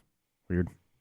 Like I'm constantly shocked every time I open Netflix at like the range and caliber of people that they have making movies for that thing now. Yeah. It's like there's Brad Pitt starring in a Netflix original. You know? You know, I mean, like, he's maybe a little over but the hill. it's, you Like, know, like Duncan Jones' next movie is coming out on Netflix Yeah. next month. Like, That Bright was like a $90 million. yeah, budget. let's not talk about it. I mean, it's not saying they're mean, all, they they're got not money all to they're spend. not all winners, but like they're getting some people. They have Still an don't extra think I $1 a finished month that. from 70 million people. so that's okay. Well, what do you got? I did finish it. In one hand, you've got 2 years of Overwatch streaming exclusively to Twitch. In the other hand, you've got Bright. What's the better spend? I don't know, man. We've been watching a lot of British Bake Off on my Netflix, so I'm getting my money. That Martha, man, I was heartbroken when her bread was not good. It was inedible, according to Paul. The dude's name is Paul Hollywood too, which I love. Fuck that. Really? Yes, he's a British dude. That's perfect. Named Paul Hollywood, and he looks like every person in an 80s movie that was going to shut down the community center because the kids are having too much fun. This dude is we're working our way through British Bake Off. In my head, he was a little more like Barry from Storage Wars, but like more tan It's somehow. Paul Hollywood and maybe British. and someone named Mary Berry, which are the two on. judges of the British Bake Off. Pretty good. It's Wait a minute, is Paul Hollywood is like kind of salt and pepper? Salt and pepper with like a goatee. Yeah, I know thing. exactly. Yeah, Yeah. totally. He's a connoisseur of baked goods. He's the only one who survived like a big hosting purge. Like everybody else, the two presenters and the other judge all apparently got, I don't know, quit or something. He's the only one who's Paul Hollywood, man. He's a player. he gets his. Fucking with a name like that, you keep him. No. He's from fucking Britain. Like, how is his name Paul Hollywood? It's just a name. I don't know. What's, you know, it's. I wonder if this is a real name. Do we have another 20 minutes to talk about Great British Bake Off? Because I will do Do you this. think that's his given name, or do you think that's like he don't needed know. a showbiz name? I don't and he's know. like Paul Hollywood, mate. Hollywood, Okay. of It's like the course. British Guy Fieri is what he seems more serious than that, but jeez. Oops. Man. I just ended up on paulhollywood.com accidentally. Wow. Oops. That's probably not it sounds like a porn name, but it is a Kinda. serious baker who knows how to fold his dough. Yeah, wow, here's a Go on. Here's a quiche recipe. Sure. You're thinking of Paul Hollywood with 2 D's. Dude, that is totally his real name. All right. I did. You Well, can't he even could have make it it up. legally I changed, I too. knew it had to be because why would you pick something that outlandish? Paul John Hollywood is his. Paul is his He should start going by PJ Hollywood. Or Pollywood. Paul Joe Hollywood. Yeah. all right, Man. that's the news for the You week. won't go to Pollywood. Do you guys want to talk around the games that we can kind of talk about, but not totally? I guess like- that's done. Talk about Dragon Ball Z. Okay, yes. You guys heard about Yo, that game's fun, man. Yeah, they had another beta. I think we talked about the game. Yeah, reviews are out for Yeah, Dragon Ball Z. yeah, we so can talk. yeah, We can can talk about all we Dragon want Ball about Dragon Ball Fighters. Z. I've been deep in another game, so I haven't played a ton of Dragon Ball. But Jeff and I played a little bit. Yeah. Yeah, and that was a blast. That was a lot of fun. I started getting my head around the systems Cool. to that game, which did not happen during the beta. The beta was Yeah. just like They online really only. just You're throw just getting you- fucking ripped up. Yeah, they do have a tutorial or training section. So I've seen a bunch of stuff where people are breaking stuff down finally, and stuff's getting out there. It's Arc, right? Yeah. It's an art game. Is it an art game? Like, as if you played all their other games, you're gonna come to this and just be like, yeah, this is that. Nah, I mean, but it's not No, like. I got my head wrapped around it a lot quicker in that mindset, I guess. Okay. Like to But me, it does totally play. Does it have systems for Roman cancel like all that sort of stuff the way that a lot of their other games do? It feels like it's like maybe a little less systems heavy than what I think of as an art game. Right. But yeah, it's got all the mashy combo stuff, right? Yeah, it does. just kinda get in there and play. It's got that, and we totally made use of that. That worked out great. Yeah, that was it's a lot of doing fun. launchers and chasing people up and doing air combos and Is it a bunch of big assist crazy attacks and crazy cinematic supers with Yeah, there like can be. anime cutscene shit? Yeah, a lot of that stuff is Alright. like character specific as well, so that's really cool. like a lot of round endings. Like when you knock a player out, like there can be little mini cutscenes that will show up there Yep. of like characters getting decimated or fucking blasted into rocks. And My takeaway was when I just saw a little bit of it, like visually overwhelming, like in a way that I couldn't actually it's watch. very for very- fast. Yep. Yeah. Oh, you mean like too much to take in? Yeah, just Oh, but That stuff takes a while to sink in. Yeah, that's how I felt during the beta. But playing it with you, sitting down and After a while, yeah, looking it at it a starts to little make bit, it's like, sense. okay, all the right. characters this- seemed small too compared to the screen, which made it look like it was. I don't know. There's I'm a lot not of stuff big going fighting on game. in the background Yeah. as well. and So they it- move. They move around. They can all pretty much fly, I guess, right? One of my Not favorite necessarily in little the game, touches but- is you can reflect fireballs, but when you're doing that, it's like the fireballs are like getting deflected into the background and it's like destroying shit back there. Oh, that's It's- cool. Oh, it's That's neat. There's some really good looking stuff in Does that it game. does it do any of the Guilty Gear like 2D to 3D stuff? Yeah. or- Yeah, totally. So yeah, with like launchers or something like that, it'll shift, to show you knocking them up in the air, and then it switches back to the 2D plane where you zoom up. Are they as committed to that gimmick as Guilty Gear, where it looks like they're sprites, right? Like animated, hand animated, right up until they're not? Yep. That's cool. Yeah, it's. I think it looks better than. I was looking at the roster and just going like, they made up all these characters, right? There's no way that these are real Dragon Ball. Who do you remember from the roster? There's no way. Okay, I'm going to pull up a list. Let's see. Goku, Yeah, No, he's in there. not a. Krillin, Trunks. Yamcha, yeah, Trunks. There's a character in this game named Hit. Yeah, There is. That was one where I was like, that can't be real. He's real. And there was He's another one Dragon named Ball Goku Super? Black. Oh, also And I known was as like, Hit the Infallible. Of Oh, course. Hit the Infallible. of And course. he's also the legendary assassin. I was got some cool convinced that teleports. Goku Black was just their attempt at like trying to have an Akuma in their game. Oh, okay, like And it was Shin just like, hey, Goku. we made a violent Goku. We made evil Goku or something. And I was convinced that was not real. Like we had to look that up at one point, or I had to look that up, and I was like, oh, okay, it's not just like Coke Black, but with Goku. And Jan, was he real? Yes, I went into a He's deep real. dive after looking at the character list. Hit is real. It's real. What about the Goku? He's a god Well, yeah. somewhere. Okay. I don't know. All right, but he's real. He's real. Okay. Yeah, everyone is real. Everyone's real. Yamcha, They didn't make up real. any characters. No. I did not see Mr. Satan on this list. Ah, DLC, man. Maybe, right? I expect there to be a ton of DLC for this. Yeah. Well, they're selling, like we were talking about last week. There's like a $110 version of this game, so they Right. better fucking put some shit out. Yeah, I was starting to find. Oh God, I'm trying to even remember who I was picking. Napa, Okay. Napa? Yeah. Auto parts? Wine Country. Yeah. That he had a double ground pound thing that was like pretty good, or that I was finding effective. And I think I was gravitating towards like it was him, the dude with the sword, Trunks. Trunks, Yeah. sure, and either Goku or Goku Black. I forget which. Okay. I don't Goku know. Black, yeah, he had a bunch of like really, really powerful. Goku Black's got an earring.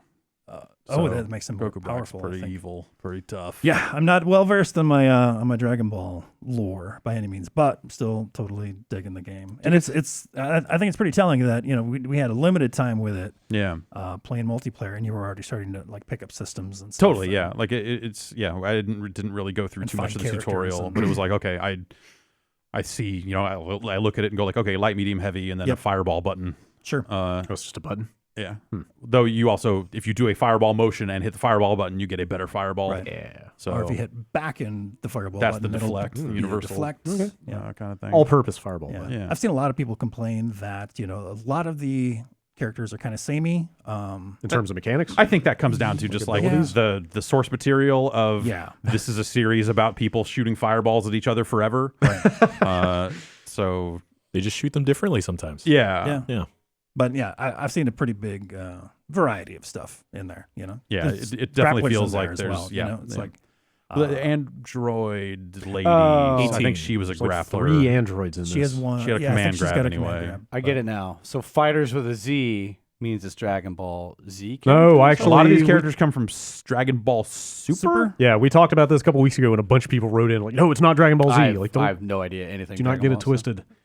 I'm gonna get it twisted. Yeah. I'm sorry. I don't know. It's interesting to feel like excited and potentially good about a Dragon Ball fighting game, Yeah, it's super considering how Those last gen ones, the ones you're like flying in midair, were all looked really rough. I remember seeing you guys. play a people bunch liked of them. Budokai Yeah, at the Budokai. time. Yeah. Budokai was but really good. I thought Yeah, those are I cool. thought all those games were fucking dog shit, man. Like you Good go back dog to like the shit. They were Super fun, mashy Nintendo, stuff. like PS1, like Those are great. Yeah. no, Yes, no, they are. No, they're not. Yes, they're they are. fucking trash. Standing in the fucking sky, like those games are fucking awful. That was it, Ultimate Battle 22 or something. That PS1 game Yeah. that like shot up in value. Oh yeah. That There's game like fucking 80 different people in there. sucks. It's so bad. But you're like, I think they're totally fun for Yeah, this what, seems all right. like Dragon Ball's so over the top. It just We can have more- projectile heavy. Like I think those games captured that. But Yeah, this at least it's not a traditional like 2D fighter by any means. This one isn't. Oh, the old ones. The old ones. the old ones, yeah, because it was like you could stand in the air, Yeah, and why just not? look like shit. Can you do that in this one? No air No. standing. No, not so much. Not a lot of standing. Okay. There's more gravity now.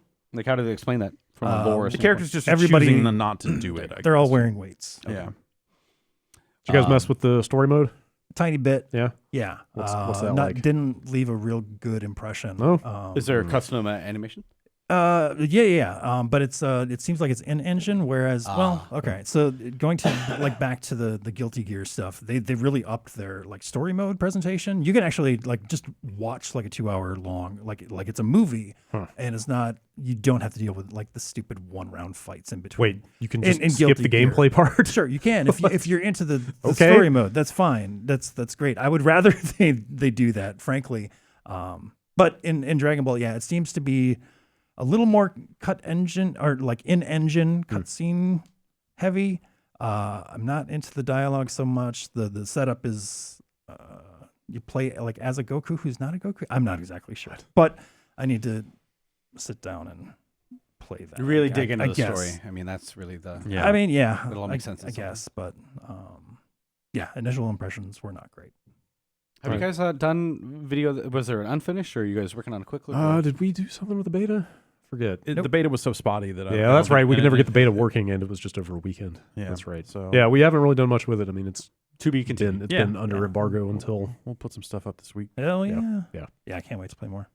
And then seems like everyone who didn't get a copy from Capcom is streaming the shit out of Monster Hunter. Right. Yeah. So I don't even know what we can. But what have you seen of Monster Hunter World on an internet stream?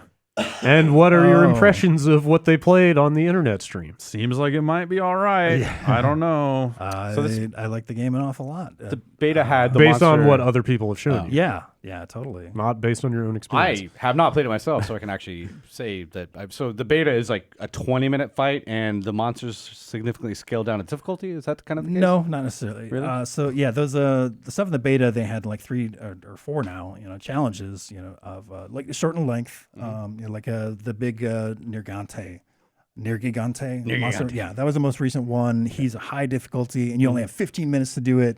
In the real game, you have 3 lives, right? And then you're done? It depends on the quest. Yeah, So, each quest will have different time limits and different limits around but lives. for the most part, it's usually 15-minute timer. I also heard that if you have a 4-person party, the difficulty only scales up to like 2.5x what it would be solo, so it's easier to play on 4. Yeah, I'm sure it is. There's a lot of stuff I'm hearing in the ether. Difficulty does scale as players join and quit. But I heard that I don't know what the actual numbers are. It only goes up to a certain point, so 4 is like a lot easier than 1. 2 might be harder than 1 or 4. I have not looked at the numbers. Yeah, we'll see. But yeah, if you're doing like a 2-player quest, you actually get to bring in your partner, your palicos as well. So like an AI? Yeah, so there's like 4 slots. That can be either 2 people with their palicos or 4 actual people. What I've seen of the game so far on these internet streams and whatnot, I think they do a pretty good job of like onboarding people. And the quality of life improvements that I've seen so far are so good to veterans of this game, and I think they make that that barrier to entry a little bit easier to overcome for sure. I think they also kind of confirmed no Switch port. Yeah, the developers. That's kind of a random aside, but the developers are out there saying, "Hey, we don't have any Switch plans at the moment. Like we made this for the big consoles, and it would not be an easier, realistic port." I would be interested in seeing what that game looks like on an Xbox One X. I pre-ordered it. We'll see. Yeah. X enhanced. Oh yeah, because it's got on the Pro. It's got like 3 options when you boot it up. They're like, "Hey, do you want resolution, graphics, or performance?" Right. And you pick one. But the performance mode, even in the beta, from what I saw, was not super performance-y. Yeah, I've jumped around. It was smooth in parts, but not so smooth in other parts.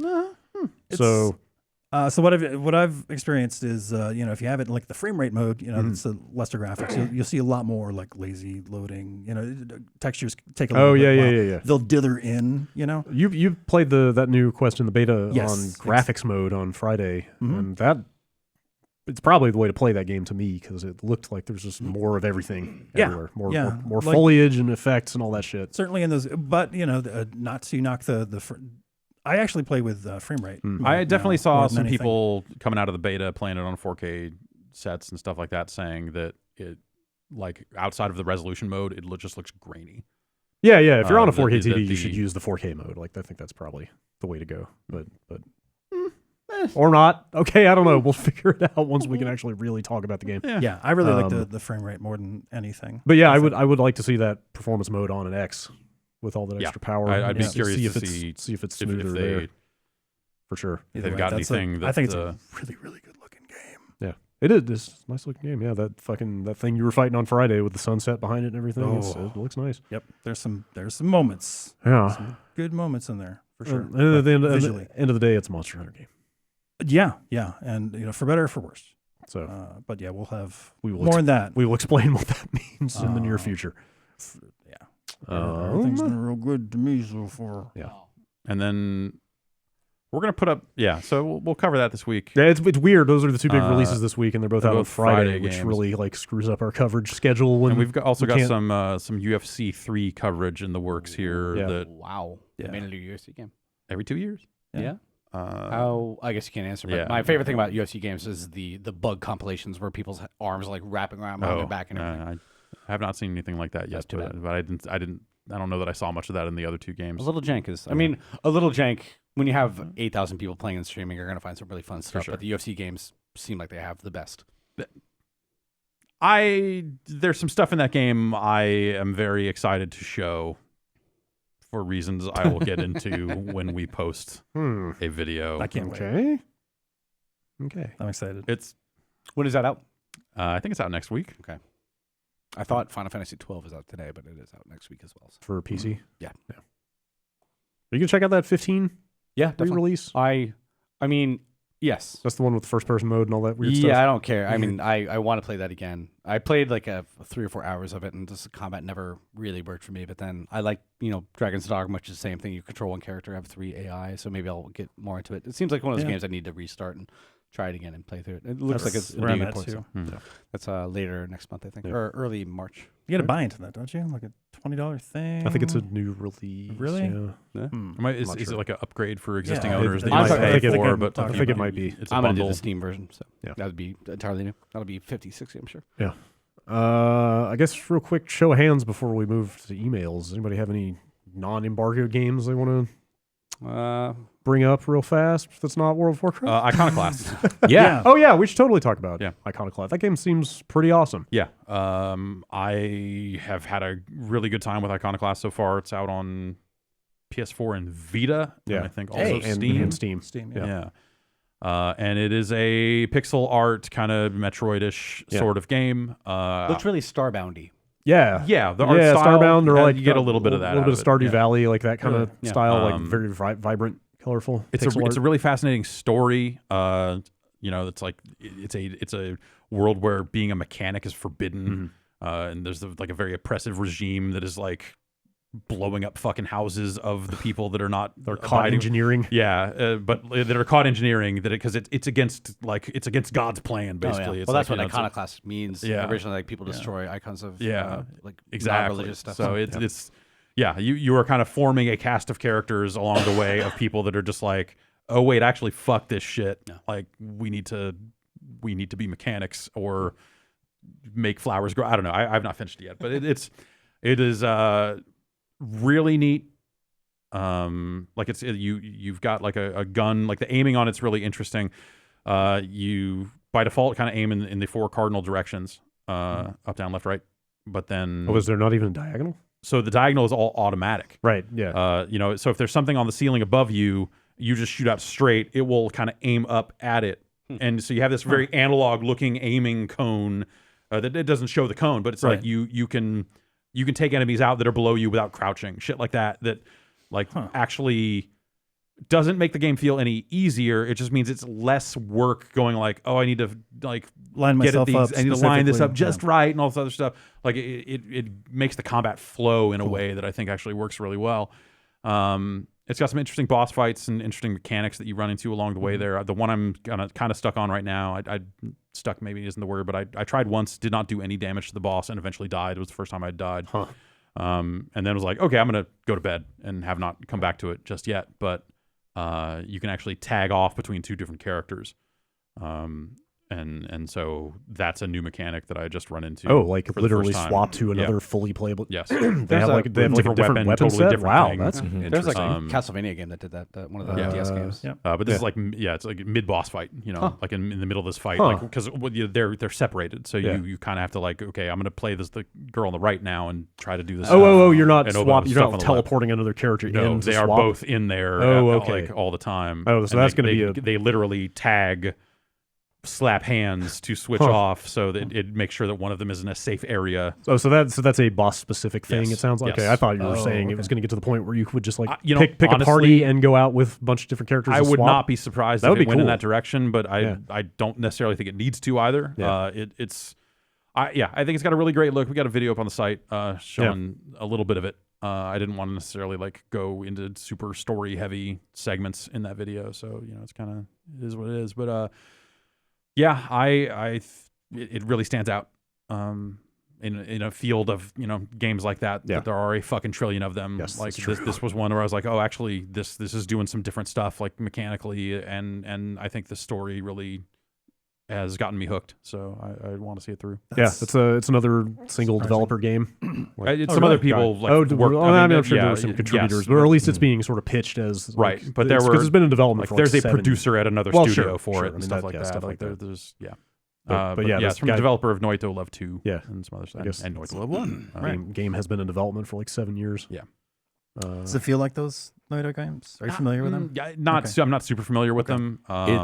It's not as fast as the Noi 2 games. Yeah. Those, it's like a different combat Yeah. style. That's more akin to like Gunstar Heroes than how this is kind of like Metroidvania-ish. Okay. Yeah. Okay. I guess AC Origins has DLC today. Yeah. The first big one. Or the first small one. I think the next Yeah. one is going to be the really big one. I haven't tried it yet, but I kind of, what I'm hearing is more like wait for the next big one and play it all at once, because this one adds 5 levels to the game, the next one will add 10. It'll be 5. bigger. You mean to the level Character cap? levels, Yeah. Really? Yeah, Weird. so They're kinda- raising the level cap like an MMO. That's Yeah. super weird. So that's something I do want to play. And you said not to mention it, but I will be streaming some WoW tomorrow. Oh no, it's This fine. community co-op thing. Yeah. So I did the LFRs for the last WoW stuff for this expansion last week, and the timer reset today. So if anybody's on the forums or wants to play some WoW tomorrow, I'm going to stream some after work. You have to be 890 eye level. Join in. It's on the schedule. I'll post something on the forums about it too. Cool. Thank you. I've been playing some Dark Souls 3. Oh yeah, I was thinking about that Because game of Dark Souls yesterday. Remastered, I've never played Yeah. Dark Souls 3, so Yeah, I've been it's been getting back through it. back on the brain a little bit. I can't parry in those games for shit. I am even worse at it in this game because you have to do the sword swipe, and you hit the button, you start swinging, but that swing has to hit them in the middle of your swing when they're swinging at you. Yeah. And I'd like to do something a little more upbeat and like dual wielding kind of stuff, but I think I'm just going to go back and like way over level it and do sword and shield and just like.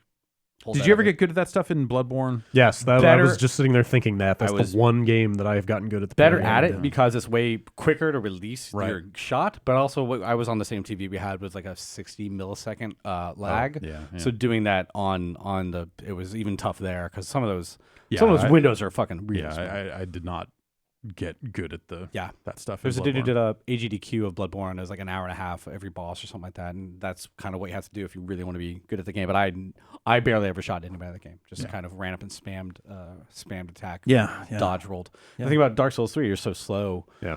Moving around, you run out of endurance really quick. It's a big change, but That's a big that's risk, That's too. the not so secret reason I've always played Sword and Shield in Dark Souls is Yeah. because I am too impatient to try to get good at the parrying. really So terrible. I'm just at gonna block everything instead. yeah. But yeah, that's what I'm playing. Where are you at? Very like- early. oh, okay. I haven't. Yeah. I beat the first boss because the first boss is like right there, and I've been starting to wander around the Leoric Tower. Not Leoric Tower. That's Diablo, but just kind of wandering around. I think, like I said, what I'm gonna do is keep on playing, get a bunch of souls, go back and level up a bunch, and then try to over level stuff because I don't That's care what about you that do. that weird PvP level cap bullshit that everybody tries to do. Like we're all gonna be level 40, yeah. and that's where we're gonna stay. Like no, I want to be level 3000 and just try to run through some stuff because Oh it's yeah. difficult enough on its own. Yes. Anybody got anything else? No. I went back. I had finally decided to go back and finish SteamWorld Dig 2. Oh, cool. I think that game has one of the most satisfying upgrade loops and like progression systems that I have ever seen in a game. Like it sounds hyperbolic, but like there are just enough minor annoyances playing that game, and they give you just enough ways to circumvent the annoyances as you get through the game. That like every time I get something, I'm just like, oh, that's so awesome. Yeah. I've heard enough good things about the game that I kind of want to try it out. Like I said, I it's didn't. fantastic. didn't Like, really enjoy the first first one one, was but- cool. The first one was like neat, but this game is like I would have if I had finished this last year, it totally would have been on my top 10. Like it's really damn good. All right, let's take another quick break and then read some emails.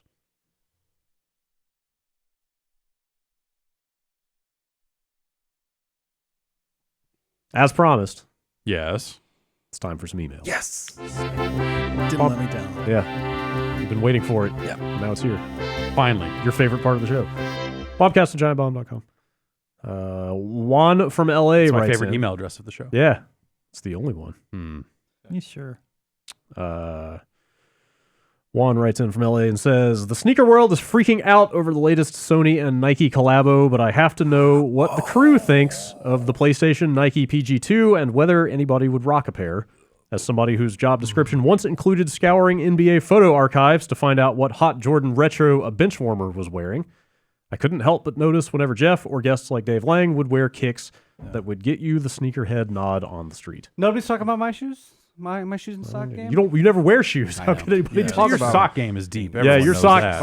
I respect the mismatched sock game. My problem now is that my shoes are so junky, especially on the worn out part of the insole, that they're ruining my socks. My socks hit holes quicker now. Buy yourself some shoes, man. I don't like shoes. I am with you fully, but the social contract demands that you cover your feet in some way. Also, protect your socks.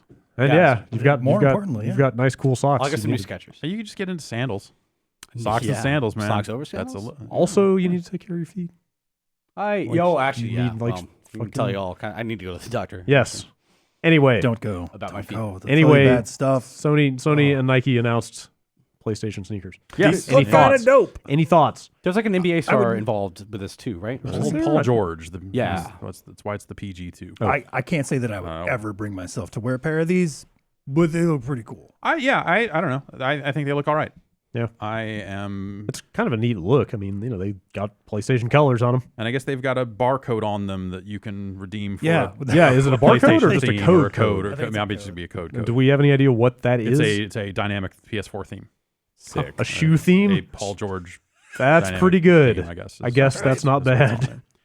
They light up in all the right ways. Yeah, like they've got a neat looking. Like they look like you should wear them under a black light. Are these Like it looks like you should wear them Yeah. at the skating rink. so these PlayStation 1 era colors? I mean, they're all like it's got the galaxy looking colors and Wait, let me. the eyelets. The eyelets are all the pastel colors of the it's face like buttons. on one of the tongues is the PlayStation logo. Yeah. That's The kind rest of of the it, main I can't even. bit. Cool. Oh, they're the face button colors. Yeah. Okay. I think they look really nice. I would consider owning a pair of these for sure. Though I'm fairly cold on Nike these days. What's the cost? I don't know. I'm They looking. didn't say. Oh, they haven't announced it. I don't was trying know. to- I don't know was that trying to they've find said. that. Bare minimum 200, I bet. But It probably wouldn't go much higher than that. I would think. But I guess I don't know. I could be way wrong. Oh, they're going on sale February 10th. Yeah. Oh, $110. There's the price. Hey. Yeah, that's okay. Not bad. Not yeah. terrible. That's yeah. So for 110, you start. Well, I guess I think there are going to be multiple colorways of this. So this might just be that like the PlayStation 1 is hard to get and the other ones are just kind of out there, whatever. I'm not sure. Oh wow, about that. the barcode is literally on the shoe. That's Yeah. fucking weird. Hang on, Yeah. I'm trying to.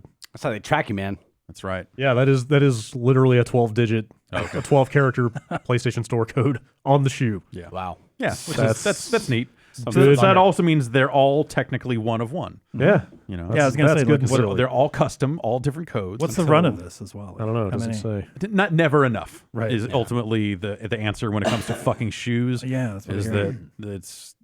there's never quite enough unless you're there minute one trying to fucking get them. Aren't there services where you can just pay somebody to get the shoes for you at this point? there are services? I mean, there's an Fiverr. the aftermarket for shoes is huge. Well, I'm not saying buy it from somebody who already bought it, but You're like saying get like somebody wait in to line wait in line for you. There's two of these Probably. things. There are like Fiverr stuff you can pay people to wait in line. The big one for Supreme was these two dudes writing a autofill program for the web order. Yeah. They knew when it go down, you would automatically fill in all your information through a script, and people would pay like $200 for one use of the script thing. Bots are a real problem Yeah. with all of this shoe stuff. Yeah. Weirdly enough, Supreme, I know, has like a huge. There was a big long article about it. $200 just to get your information in at a chance to get an order in. Yeah. On top of Whether you get the shoe or not. $1,000, I think. I forget the precise part of it, but it was those guys made I think hundreds of thousands just on selling the script for the Supreme website. So that's the other.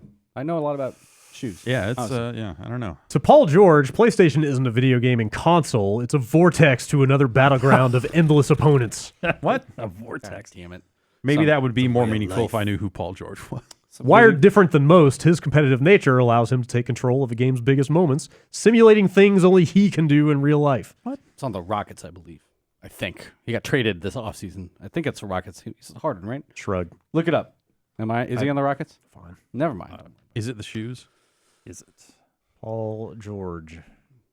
So what cool new shit can I do in game I don't Or is he know. on OKC? with these shoes? How does this up my game? Never mind, Brad. I'm trying to find it. People yell at me. I don't know, man. This basketball stats site does not appear to What team is say Paul George what on? team he is on. You're asking your phone now. That's- Oklahoma City Thunder. He is the Thunder. Sorry, All not right. the Rockets. Okay, there you Okay. Sure. go. Let's see. Yeah, I think that those shoes look neat. I don't know. yeah, they're neat. It's It's fun. If it was, a cool color combination. if that was like a button press away, and not a mad dash to be like, be in front of your phone, fucking at this 1 minute, and oh wait, they're all gone. Yeah. Or like the Adidas method of like, sign up and we'll tell you when you can buy shoes in your area, but you better be in the area. Otherwise, if the GPS doesn't say you're in this area, we're not going to let you order the shoes. Really?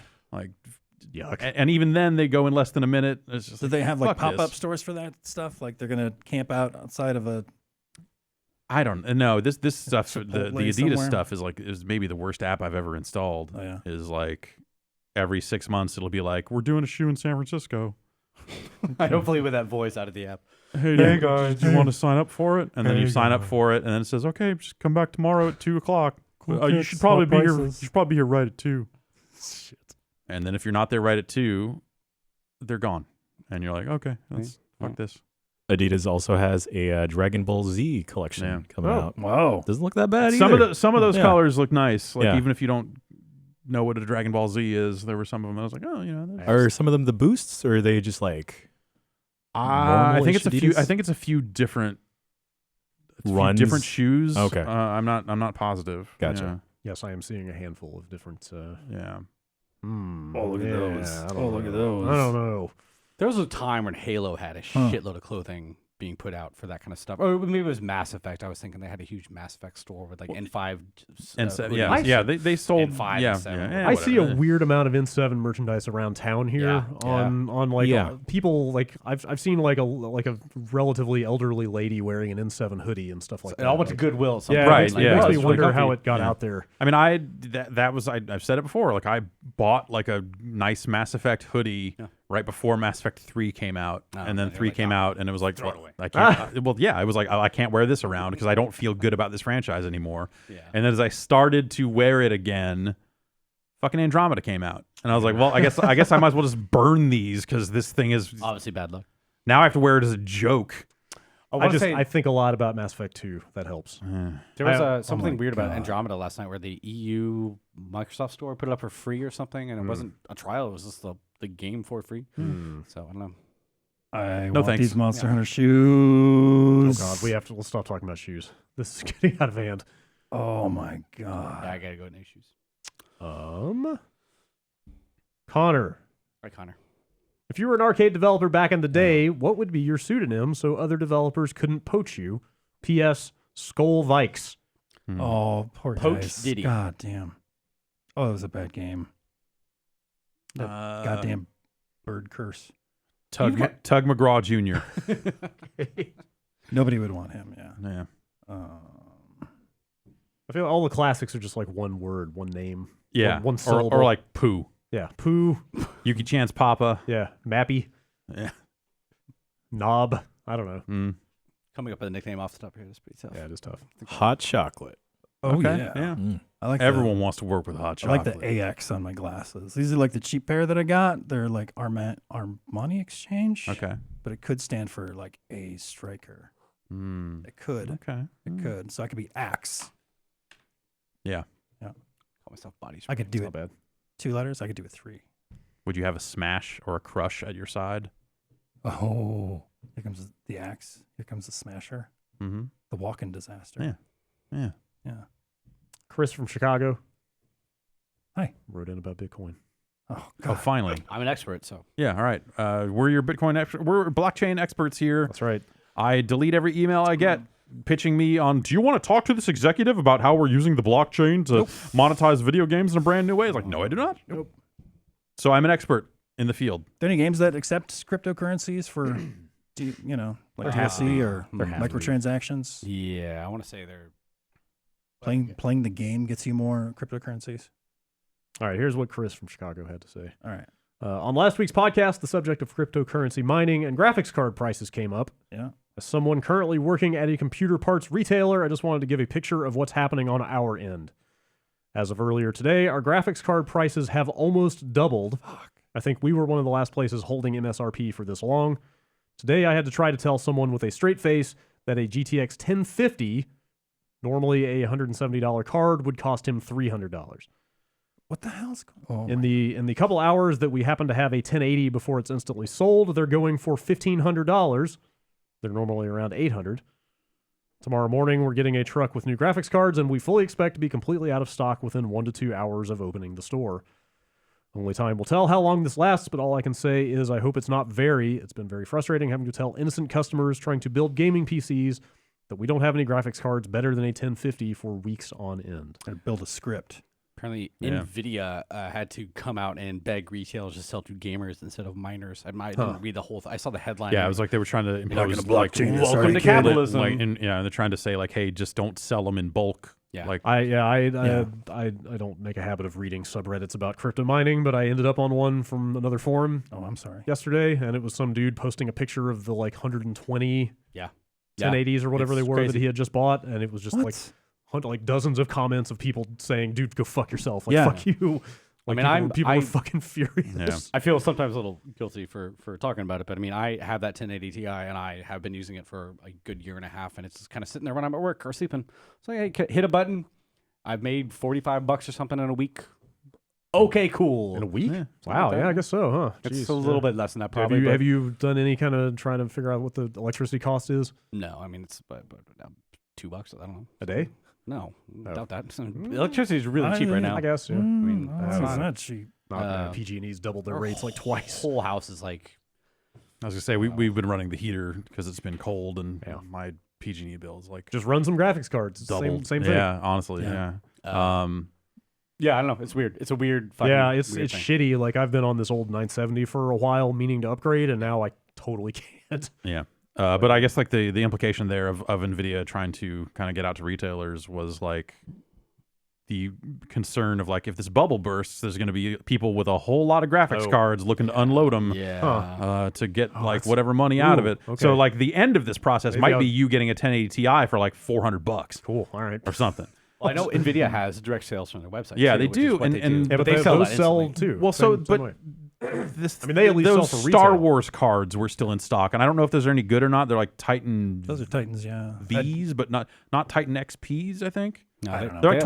Well, I didn't Well, know they- there were different types of Titan. I don't know. They might not be. Maybe because they don't necessarily say the item like the model number of the Star Wars cards because they're selling it on the basis of like, look, one looks like the Empire and which one do you want? And I'm like, Which that's side are you on? It's going in a fucking black box. I don't give a shit. The Vegas, the really new ones they put out are like $3-4 grand. Right. Those are for like real high. No, these aren't video cards. They're more like for processing like AI is what they really sell those for, and weird shit like that. But I'm sure, hey, if You make me some bitcoins. I know. But Sure, anyway, people buying those have been. I checked like 3 days last week, and those cards were perpetually in stock there. Yeah. Those Star Wars ones I for did- whatever they- reason. they I don't know if weren't- they're any good or not. they but- weren't a good deal, but they're still the high end is what I remember. Yeah. I vaguely read about them. I mean, the fact that we're still the 1080 Ti is still like the high end, and I've had that for I think that came out late 2016. They have another like the Titan whatever the one that's really expensive, but like Yeah. if you have a 1080 Ti, you're still really You're pretty doing much set. well. Yeah. That was their 4K, the first one that could really hit 60 FPS in 4K Yeah. for a lot of games. But yeah, it feels if I'm not screwing anybody over by using my 1080 Ti this when I'm not gaming on it because I game it a lot. I didn't buy it for this purpose, but You there are don't a have lot to of people. apologize. I try not You're to. not the problem. It's making me money now, apparently. Yeah. But yeah, Playing the WoW and making money. and it's weird. People always talk about NVIDIA with this stuff, and I'm assuming AMD cards can be used for the same thing, but I never. I just hear wonder if it's that. as efficient because like they specifically put out one called like like Pioneer Edition specifically for mining. They put out a mining card, and that thing's in stock for 300, 3 something. So it must suck, I assume, if it's still in stock. I mean, can you strip out a lot of shit from a video card to make it into something that would just be good for mining and not really good at video games? Doubt it. I don't know. I don't know how they. I don't know enough about how they work. Yeah. I just hit a button and make money. I mean, what is just it's a GPU and RAM, right? And Yeah. PCB. I don't know. But yeah, it's like it would really suck to be a making a new PC now because now the video card is totally. like half your budget, if not more, if not a lot more. Yeah, it's pretty frustrating. If you ever think about buying a new video card like I do, it's kind of sucky. I tweeted something last week about how 2 stories side by side on CNBC. Analyst expects $100,000 for Bitcoin this year. Other analysts expect it to drop to 0. Like 2 stories side by side, so nobody fucking knows at this point. All right, one more quick email from Thomas. I was looking at a lease for a new apartment, and when I got to the end, I noticed one clause that kind of surprised me. No mining of cryptocurrencies are to occur on premises because of high electricity consumption. That makes sense. That's why would they weird fucking- to see in a. That shit is all Was over that the a place. sublet for a room or like a apartment inside an apartment? He's in this case. He says the electricity is included in the rent, so Right. that would be why. that- Yeah, I lived a place like that before. Which that's weird. when they like make it water illegal. is often paid for, but not Well, electricity has historically been used to find people with grow farms in their house. So now it's like if cryptocurrency is outlawed, this is how they'll track you down your e-bill. Yeah. Jumps up. Conversely, if you're running a grow op, you were pretty Now stoked it's about fine. all the mining because they may not be able to spot you from a biplane anymore. It's weird. yeah. Weird world. Yeah. Do you ever hear Like about the this cyber dystopia in a way that like no one could have predicted, but like Not is even in a just as cool way. shitty and Yeah. boring as we deserve. Apparently, There's this other one called Ripple that came out, Yeah. which is really controversial because it's not really a cryptocurrency, but the company owns like half of all the stuff that's ever mined, and according to some valuations, they're worth like $720 billion, and all they've ever done is this weird crypto, not even cryptocurrency apparently, but it feels like this is going to be really bad for a lot of people when it does all crash. I will. It already is. You already see Yeah. screenshots floating around of people who remortgaged their house and stuff, and or put their life savings into Bitcoin, and Yeah. well, it regained back most of its value after that dip, right? It's not- I think it's still down. I think isn't it was last week or no. probably still a little down. It But was like 12,000 last time I checked, but it went over 20. It's yeah, man. obviously whenever you see anything fluctuating within like these kind of 200% increases and Yeah. decreases, it feels like a real wild west. It's just under 11 right now. Oh, okay. If you bought in when it was Buy my lunch. very If it high. was 0, you're still like, all right. I Yeah. guess this is all still fun fake money. No, I'm saying if you bought in, You bought in when it recently, was- when then it was yeah. very high. You were in trouble. then why would you do that? Let's see. Could have gone higher. Yeah, Don't that's the know. thing is like everyone just fucking like broing out and being like, no, you need to buy. Like that attitude is just disgusting. Somebody always buys high and sells low. Yeah. That's always happening somewhere. It's a game of winners and losers. I can't wait for the inevitable. Like somebody will make a movie out of this shit. Like I referenced Boiler Room last week, like penny stock kind of shit. Someone's going to make like the definitive fucking business dickbag Social movie Network. of this current era. Yeah. That'll be like the Glengarry Glen Ross or Boiler Room Yeah. of its time. If we all make it another 10 years or so, the movies are going to be wild. Okay. Scott from Edmonton. So, I wrote off Metal Gear Survive as I don't think Konami is worth giving my money to, and I kind of figured the game might suck. Strangely, I'm seeing things that might actually make it something I want to play. Like our video of it. Is it unethical for me to buy the game if I think Konami is awful? How do you guys handle these situations where you might have to separate the art from the artist or the game from the company? Classic question.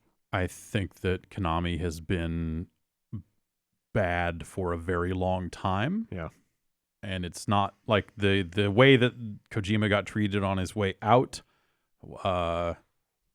was a public display of that I think a lot of people maybe weren't privy to until such time that those stories started hitting. But like Konami has been Konami for a very long time. Yeah, I had so completely it's- forgotten all the other stuff about them, like all but chaining people to their desks. Right, and, the rotating email addresses so that no Yeah. one can get a hold of. Fuck Yeah. Yuki Chan's Papa. Like this month, you're K9040702 on email, Yep. and don't make any long-lasting contacts because next month is going to be a different address. Yeah. Like that that's the stuff where you're like, man, this company is a nightmare. Yeah, people fixate on the Kojima stuff, but like this seems like the rank and file have had it pretty rough there for a while. Yeah. How is this game even being developed and coming out? Because I thought they were totally divested into nothing but like. That was always my thought, but then they somehow still have. They definitely kept developers around. I mean, they still make a soccer game every year. Like they never got out of the games business completely, despite getting mostly out of the games business. Yeah, this could be completely outsourced as well. So I think they at least rattled off one name, the name of the producer, who sounded like he was an internal guy. okay, Yeah, so I mean, they definitely have some people doing work internally. though, or is he That can just be, like that can be a lot of different design. situations. Right. Yeah. Production. We didn't really talk about it here, but I played that. Yeah. Outside of that beta, I played the single player, and we put a video up, and I kind of want to play more of that game. I'm super conflicted. It's not Metal Gear, but it's kind of interesting. but it's got those sounds. It does have all those sounds. I'm torn on it because I think that single player stuff, like I want to see what batshit dumb story they cooked up Yeah. to try to Well, like cram this thing or non-story. I'm going to as the say case may everything I be. saw of the story was like the least interesting part of it. Yeah. It seemed like, for a story about Mother Base being transported to another dimension, it seems pretty bland. I want to see if they get to a point but maybe near the end of it where they like explain any of it. The first 2 hours I played of the story was nothing but the AI saying like, hey, we found another motherboard, go pick it up and we'll decode it to learn more. Right. And it's just that over and over, and you encounter a couple of survivors. Yeah. And they don't have much to say. Like there was very little of interest there. So my hope is that goes somewhere, because I would be fascinated to see like Dude, what, like fucking Solid Snake pops up at the end or something. right, Yeah. or like what the fuck are they doing? Yeah. Yes. So the base game, like single player stuff, is more like a survival. It's a total survival game. game. Like you've got hunger and Yep. thirst and like a bunch of different ailments to cure, and you craft like a mother. Like that stuff looked. That is not the type of game I'm normally into. I'm not Same. either. but And I don't know that I'm necessarily into this, but looking at it, I was like, there's something intriguing about this Yeah. that I would like to at least know more about. And think- then seeing you play the beta, I had the opposite feeling of just like, I don't want to ever see this game ever Well, again. That was like that's the a different multiplayer, mode. like Yeah. Fortnite stuff. like as far as I know, you would never have to play that multiplayer if you don't want to. But if the number of materials and blueprints that dropped in your one I game got- of I that got a lot of beta, materials out of that match. if that is indicative of the final product, yeah, I mean that which was a high level match. They Yeah. start you with a high level character in that beta. But if it ends up but, being that yeah. like the easy way to get materials and blueprints is to just Yeah. play multiplayer, I'm out. Yeah, Because Possible. that didn't look great. I got to see more. And the combat is dumb. Like, watching you plop down fences Yeah. so that the then zombies poke would, a yeah, pipe- and then poke a sharpened pipe through the fence at them. At these zombies, they're Like, too dumb to walk around it's the fence. real stupid. I know. It's real I know. stupid. And in a way that is funny Yeah. up to a point. Yeah. But it was something about seeing you plop it down in multiplayer didn't work the same way for me as it did in single player. Sure. I was just looking at it going like, man, fuck this. This looks terrible. I saw somebody comment on some of that footage we put up, and it kind of dialed in why I like that game. They were like, "This looks like a weird survival Dead Rising game," and that's kind Sure. of what it reminds me of. Yeah. Like everything like the character movement and the way you pick items up and stuff. Mm-hmm. It all feels like a Dead Rising game, kind of. I could see that. Yeah. Yeah. Huh. Anyway, to this guy's question. I think that's an individual Yeah. choice. You know, Yeah. you have to decide what you value in a game, and Yes. everyone's going to come down on different sides of that line, and everyone's going to probably make different choices in different situations. I don't think there's any one right answer to that stuff. Yeah. There are going to be cases where developers do things and you're just like, I don't want to have anything to do with that product. Sure. And cases where, yeah, like I said, every case is different. I think you got to make up your own mind. Yeah.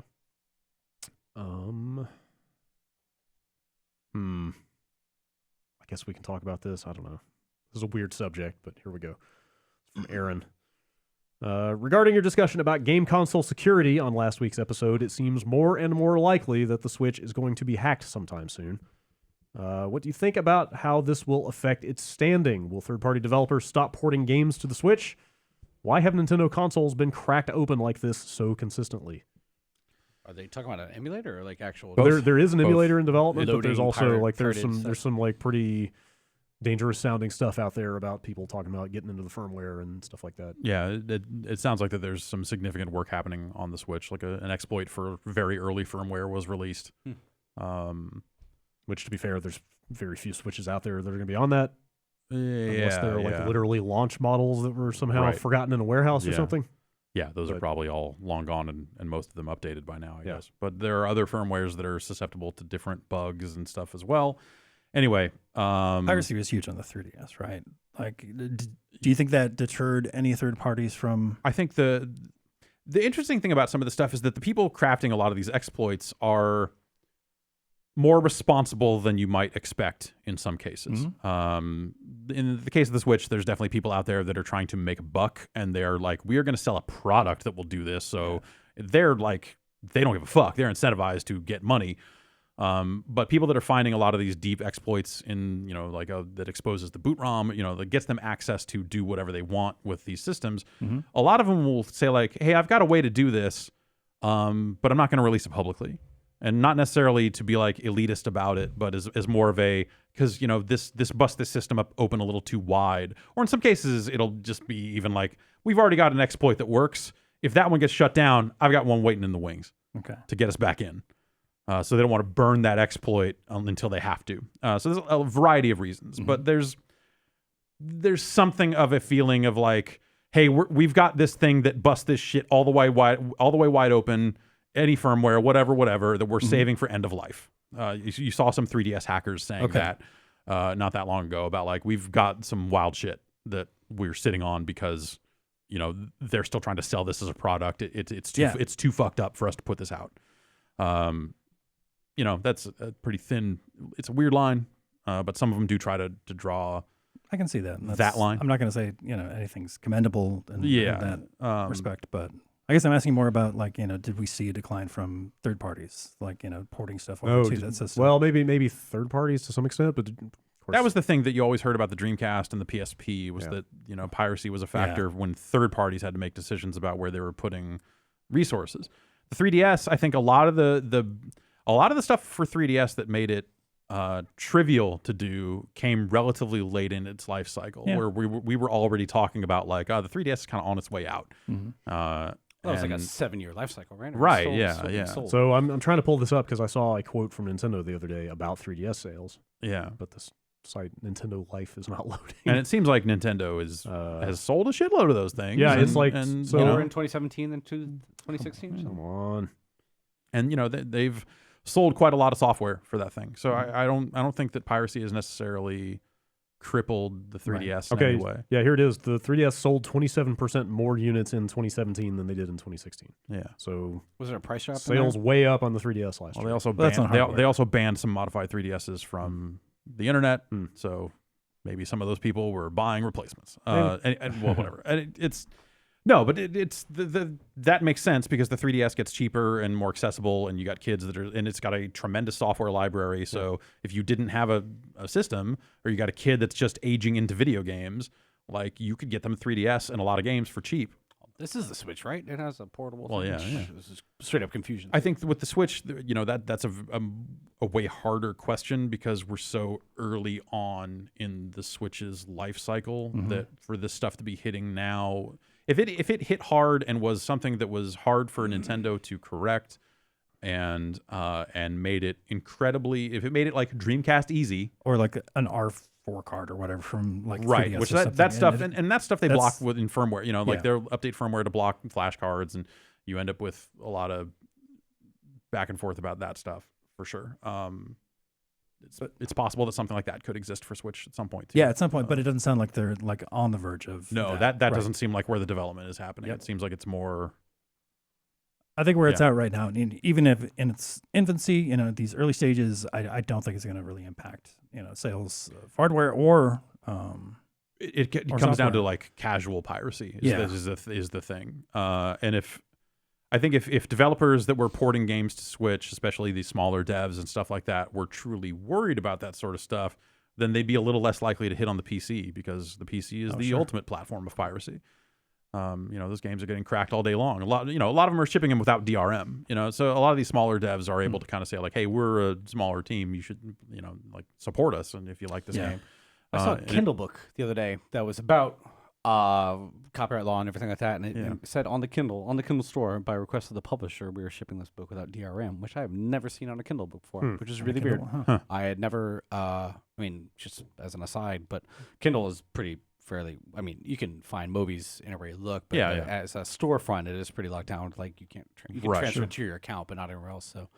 Yeah, and like people are scanning comic books and distributing Yeah. them. You know, like there's, whatever you want. If people have more time than money, Sure. and you find a lot of kids and stuff like that in those roles, like they're going to work on this stuff. So I think the Switch is already a success, and I think that I would not be too concerned about like You can't pirate it cardboard. being completely exactly. Yeah, well, they're going to just let you. It's DRM free cardboard. It's hard to say though. I mean, it is early enough in that life cycle that if that thing was busted wide open Right now. right now, forever, not in a way that was very quickly closed up, because that happens along the way. The PS4 has had that happen, where it's like, oh, this old firmware is, it doesn't end up making a huge impact. But it depends on how widespread the exploit gets, how easy it is for people to set it up, all that other stuff. I think those are all factors when it comes to that stuff. I think the Switch is already off to enough of a strong start that they'll probably be fine if something happens. I think the reason why this keeps happening, the other question, is like there's a lot of architectural similarities between Nintendo's platforms at this point. Yeah. And Sony's as well. Yeah. To where you have people that are hacking one thing 10 years ago Just applying it to the. and applying similar concepts, or plus what they've learned along the way. All these systems have web browsers in them that you can hijack and redirect to weird things, and It's the systems we hacked along the way. Everybody using all that open source stuff. yeah, They gotta watch out for that. like all this WebKit all over the place. Maybe you should develop your own browser rendering engine. Honestly though, like if you looked at, some of the talks I watched, like people talking about some of the non-open source stuff that was developed from the ground up, some of that stuff is way fucking worse. Oh sure, Because it's a closed system, no peer review. Yeah. Like I mean, I think that's the core reason that Nintendo is so susceptible to this stuff Yeah. is that they are not an internet technologies and security company like Microsoft is. Yeah. Like look how bulletproof the Xbox One is. Because Microsoft has that competency, they make online stuff that is resilient. yeah, Nintendo does not. yeah. That's not their bag. Yeah, it's so I don't know. There's a lot of different shit happening, a lot of different reasons for it, and all that. But I don't know that I would say that. Even in the case of the Dreamcast, like I don't think if there was no Dreamcast piracy, I don't think that would have changed that much No, for probably that not. system's. I mean, that was just eventual destiny. That was just stuff like the Dreamcast does not have Madden. exactly. It was business reasons and power reasons and the perception of it versus the upcoming PlayStation 2 and all that sort of shit was just like stacked against the Dreamcast. Like how many people did you see back then saying, "Yeah, I'm waiting for the PS2. Like I'm not buying ton. this A ton. Sega thing. I want Yeah. the PlayStation 2." And the piracy was just kind of like icing on the cake for those people of just like, oh well, all right, I guess I'm done buying these things. But that would have happened anyway. Yeah. I don't know. It is an incredibly complicated situation. Yeah. That I only have a certain amount of insight into, I guess. We're not going to DEF CON every year. No. Turn off your phones. Yeah. Tony in Tumwater, Washington. Tumwater? Wait, Tumwater. TUM water? That's what it's called. My gross. water That's is a cool- rumbly. That's a cool name for a town. Tumwater. You give out an award each year for hottest mess, but what does the opposite look like? Inevitably, shit will hit the fan, so who have you seen manage that the best? What do you think are the critical things to get right in order to have a successful recovery? Post-release support. I mean, I think Ubisoft has done an amazing job with their Siege was not a great game when it came out. Yeah, I think he's talking about like somebody making a giant blunder and then fixing it well. Not just. Yeah, I mean, I guess, but you can change the game significantly. You look at like Diablo 3 when that game came out, that was not great. Yeah, that's. I guess so. Yeah. Took them a long time to get there, though. Well, they took out the auction house. They made the loot system a lot. Like you're getting legendaries now that look cool and have cool effects. Like that kind of stuff. You just react to your player base, I guess. Yeah. I'm trying to think of one specifically. Like, I was actually going to say Blizzard in general. I feel like every time somebody's upset about something in They like learn. Overwatch or whatever, like they get out there and talk about it. Yeah. Like Yeah, like Jeff Kaplan goes and sits in front of a fireplace for an hour. Like I don't know what they do. like what's but- the most successful make good in terms of just like, hey, we like what there was like the PSN hack where they gave you a couple of games that were not great. FF14. Oh, I would actually say I think Assassin's Creed Unity because Ubisoft gave anybody who bought that game another one of their current releases from that same holiday season. Like if you had bought Unity, you could also get a free copy of Far Cry 4, which had also just come out. Right. Like that was a pretty good make good for a game that was kind of a mess. But yeah, Final Fantasy 14 was the other huge Right. one. They shut it down. Yeah, that re-engineer that whole thing. And Oh, wow. Yeah. Here we go. I know people that are fucking head over heels for that game. I've now. heard amazing things. I wish I liked it more than I did. But yeah, shutting down an MMO and then relaunching it a year later is crazy. Yeah. I mean, hey, get it right the first time, obviously, is the lesson there. But yeah, duh. I mean, just come on, just an guys, MMO. just knock it out. You know. But that's a scorcher kind of thing for a company to do. Like, hey, this isn't working. Not only are we going to try to fix it, we're actually going to shut it down. If I recall, I'm not recalling this right. Like it kind of stopped working for a long time while they redid it. I believe that's the case, but I could be totally wrong. But it's been a while. That was the all-time kind of disaster recovery for me, at least in recent years. Yeah. Couple more emails. This one is a heady email. I like it though. Oh, great. Rim from The Hague. I've recently taken an interest in film history, which heavily uses the grouping of films, directors, and styles into movements. Things like Soviet montage, Italian neorealism, and probably most significantly, French New Wave and its incorporation into New Hollywood of the 70s were all paradigm shifts in the medium whose legacy can be traced ever since. This got me thinking, in video games, people mostly talk about generations, but is there any stylistic way to think about video game history?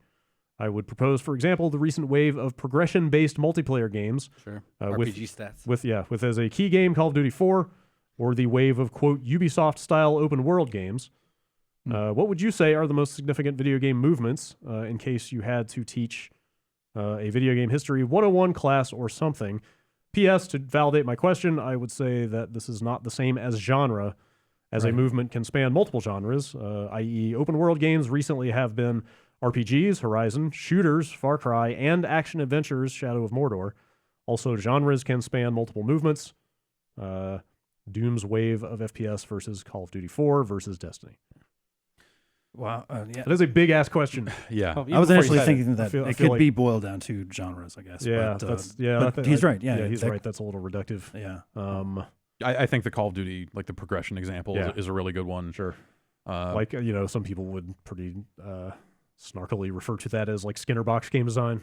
There is a treadmill aspect to that. Like, But that came out of RPGs. I mean, that XP. it did. XP It is did. like, I'm just saying that's a different label. That some I would people probably put on that. I probably would save the Skinner box stuff for when real money gets involved. But sure, I could see that. Yeah. But yeah, I mean, yeah, the constant RPGification of every game and genre and all that other stuff, like, you know, that's definitely been something that it feels like we've maybe hit the end game for that.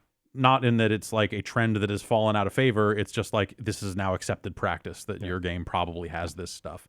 You're not going to make a sports game without some kind of like leveling up your custom character, or an FPS multiplayer shooter without some kind of, earning new loot and everything like that, which came straight out of, what's it? Diablo was kind of an early kind of thing like that, like all those old RPGs, in which obviously Modern Warfare was one of the first where they had progression in multiplayer.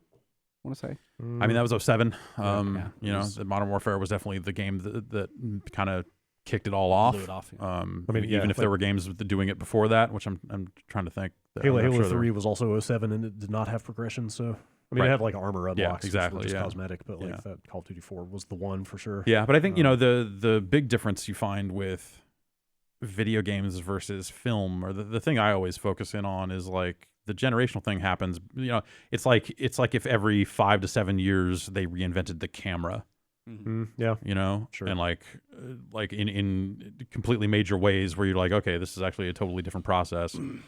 Start top to bottom making these movies the way games have changed over the years. CGI was like the really last huge thing in film where you can almost do anything you want to, and some people were diehards like, oh, we have to make everything in real, but CGI has been kind of the biggest technological movement in the last like 30 years of film. But that stuff, nobody's thinking about 48 FPS movies anymore, or even like IMAX and that kind of stuff. Yeah, it's a byproduct of just like, okay, well, the technology has advanced to where we're shooting at a resolution way higher than that. Like, you want to make an IMAX version? Go. Like, I'm over here doing the main thing.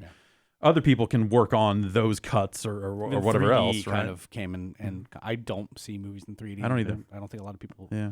No, people do, but I feel like in the games are so young as a medium, you're almost forced to talk in terms of production techniques. I think and we're just hardware. now- because like games are just starting to dabble in social commentary and kind of like deeper thematic elements. Right. Like over the last few years, the medium like- is like you, we're you getting see there. it maturing. Yeah. Um, And another issue is that like tons of people work on a movie, but like the model, the paradigm is that everything flows from the director. Like right. it is intended to be the embodiment of a singular creative vision, where games are so much more collaborative that like I'd say that some of like that a creative lot of intention the is not the there. big like franchise films might emulate game sure. That does- development in yes, terms of absolutely. like Absolutely. the director only gets to go so far. especially in Disney this, gets to go the rest of the way. especially in this modern era of like franchise holders calling a lot of the shots Yeah, on a lot of these big for movies. sure. But yeah, I think that's we're starting to see the process of making a game start to solidify, right? And it doesn't have to, like you can go out of your way, you can make all your own stuff custom if you want, but like, if we extrapolate out from where we're at with console hardware and say like, okay, these platforms are starting to, they're getting around this x86 architecture, and that's if that holds for a chunk of time, what's going to really change about making games other than like higher resolution this and that and that sort of stuff. The engines that are used to create a lot of games nowadays are mature. It's like a set of tools that has worked for multiple generations now and probably won't go away anytime soon. And you sometimes expect like a certain kind of look from specific engines or something like that. Yeah, I think that that's can less lend so. I think early Unreal Engine games Yeah. all had, you were talking about with that Monster Hunter stuff of just like texture pop in and, Sure. and that sort of stuff. And I think the texture streaming stuff has gotten better in a lot of games to where it's not necessarily the like standard UE experience. Right. Yeah, so I don't know. I think that's like I think that like what he's talking about I think will happen more in the future. Yeah. And it'll also happen with smaller games because now we're starting to see a lot of smaller games matter more and start to kind of break through. I keep thinking about stuff like Night in the Woods. Yeah, because it's made by a very small number of people. It's got a very I'm sure it was plenty of work, but obviously they didn't have like 80 artists and animators working on that thing like a Call of Duty or whatever. Yeah. But it's got a very stylized look that's very striking, even though it's Right. made with a small number of people. Like it focuses It's on less about the tech. Yeah. And it the subject matter speaks to a specific like age bracket and sort of demographic. Like games like that I feel like are gonna have long lasting influence, but we're just starting to see a lot of stuff like that. Yeah. There's lots of roll around. In your head It's with that exciting, question. like for sure. it's really is an exciting time for video games around that stuff because I mean as that process kind of gets as the bar gets lower for people who want to make games to be able to realize their visions, so as that tech improves and all that sort of stuff, like it's only gonna get wider from here. Right. I mean, in terms of just like the types of games that can be made and all that other stuff, because you'll have, I think, a lot of people coming in and being able to make games with smaller teams and continue down that road. I think that's really exciting. And you can get more people in, like, how do you pronounce his name? Joseph Fares, the guy who made Brothers and A Way Out. Like that, he came in from filmmaking. And now he's making games and bringing those sensibilities with him. So But you see less of that now, I think, than because there was a time when everybody was trying to make games. Every director was trying to make but that was more like they signed Boom a deal blocks, with a man. developer and like showed up at the studio a few times. I And think stuff now like, it's just the big name people are going to TV rather than sure games yeah, was but, the like, sexy the thing. guy to do for a the while. guy I just mentioned is like very much hands on. He is running that studio. Like he's like you might start seeing more crossover like that. I'd be happy to. I mean, I think there's similar arts, very different, but also there's a lot of Overlap. auteurs can bring a lot to the table. Yeah. I don't have a good answer to the guy's question though. I think it's now we're like you said, we're just getting to the technological point where thematic can matter more than technology. Yeah, like I don't know that we have enough data points to talk about this. Like just getting to the point where people like Kojima and Yoko Taro, like these like auteurish kind of things are coming out of and maybe those eventually situations. when we're all streaming games for a desktop from like some server farm, the generations won't matter as much as they do now. But right now they really do. All right, 2 more emails. Jeff in Manhattan. I did a little bit of Googling to try to verify some of this stuff. I'm just going to take a lot of it at face value. A while back, you were talking about the Star Citizen lawsuit and mentioned the weirdness of there being a couple of different shell companies run by Chris Roberts and Company. I thought you would be surprised to learn that there are 16 shell companies that have popped up after the crowdfunding of $174 million. Got to spend that money somehow. It's a lot of money. Here is a list of them. Cloud Imperium Games Corp., Cloud Imperium Games LLC, Cloud Imperium Rights LLC, Cloud Imperium LLC, Cloud Imperium Games Texas LLC, Gemini 42 Entertainment LLC, Gemini 42 Productions LLC, Roberts Space Industries Corp., Roberts Space Industries LLC CA, Twin Brothers Production Incorporated, Cloud Imperium Games UK Limited, Foundry 42 Limited, Roberts Space Industries International Limited, Foundry 42, Twin Brothers GmbH, Twin Bros, and Cloud Imperium Rights Limited. Are you familiar with this sort of business practice in game development? They are all over the place, and they have to do a lot of tax stuff. I mean, they have developers. Yeah, that's in a true. lot of different That's true. countries, They have studios in. so the question is, do I find this suspicious? Yeah. Not really. I don't think that's quite what he's getting at so much as just it's a lot of different names. I think seems super suspicious. I to think me. there's suspicious stuff about Star Citizen, but Yeah. that bit of it, when you start to exactly, like when you start to think about like, okay, there's teams in different places and they moving probably, money around between countries exactly is really tough. It's probably just like, hey, this is for tax purposes. It ends up being better for us to do this. Really wonder because they're still making. They made more money last year than all the other crowdsourced games put together on Kickstarter. I think is what I heard. So they're still making money in a lot of different countries. Like when you crowdsource, it's not retail sales. You're getting weird donations from a lot of all have different tax stuff. I'm sure they spend 10% of their income just figuring out their tax liability stuff. Maybe that's a little high, but there are a lot of accountants involved who are recommending them to do this. They should get a game out there. That'd be good. I mean, I'm sure. What if they made maybe. 2 games or 3 games simultaneously? I would settle for one. I am sure that pretty much every big publisher has these kind of companies set up in every country they operate in. I'm sure Blizzard has. I think it's weird that they're like a dozen, like all these different names, and as opposed to just being like, you got to this outsmart is EA Canada, this is EA Lithuania. I have a feeling all this stuff kind of came together. I mean, that game is way more successful than anybody ever anticipated. A lot of stuff is probably slapdash, which is great when you're dealing with taxes. You just put it together. We'll figure it out later. Yeah. A lot of stuff you can say about Star Citizen, but Sure. we will. At this point, all you can do is wait for it to come out. If it Yeah, ever is. I mean, I'm by no means convinced on that game, but I feel like the last couple times they've shown it, people have come out of it going like, "Oh, that actually looks like there might be something there." It looks Like, cool, but it's shown well what is recently, the game? which is what is the game? well, yeah, Yeah. sure. It looks cool. It looks like a lot of their procedural. When I hear procedural, unless it's very simple, Spelunky roguelike kind of thing, I am very skeptical. But it looks like they're putting a lot of. Hopefully, their money is going to be where their mouth is. People seem more confident based on the last couple things they've shown. Cool. All right. I really hope it's good. Last email from Aaron. It's about Billy Mitchell. Since Billy Mitchell was brought up on a recent podcast, I wanted to share a story about him. Last year, my friend and I were walking around downtown Atlanta drunk at 2 a.m. This was during Dragon Con, so there were a lot of people in costume.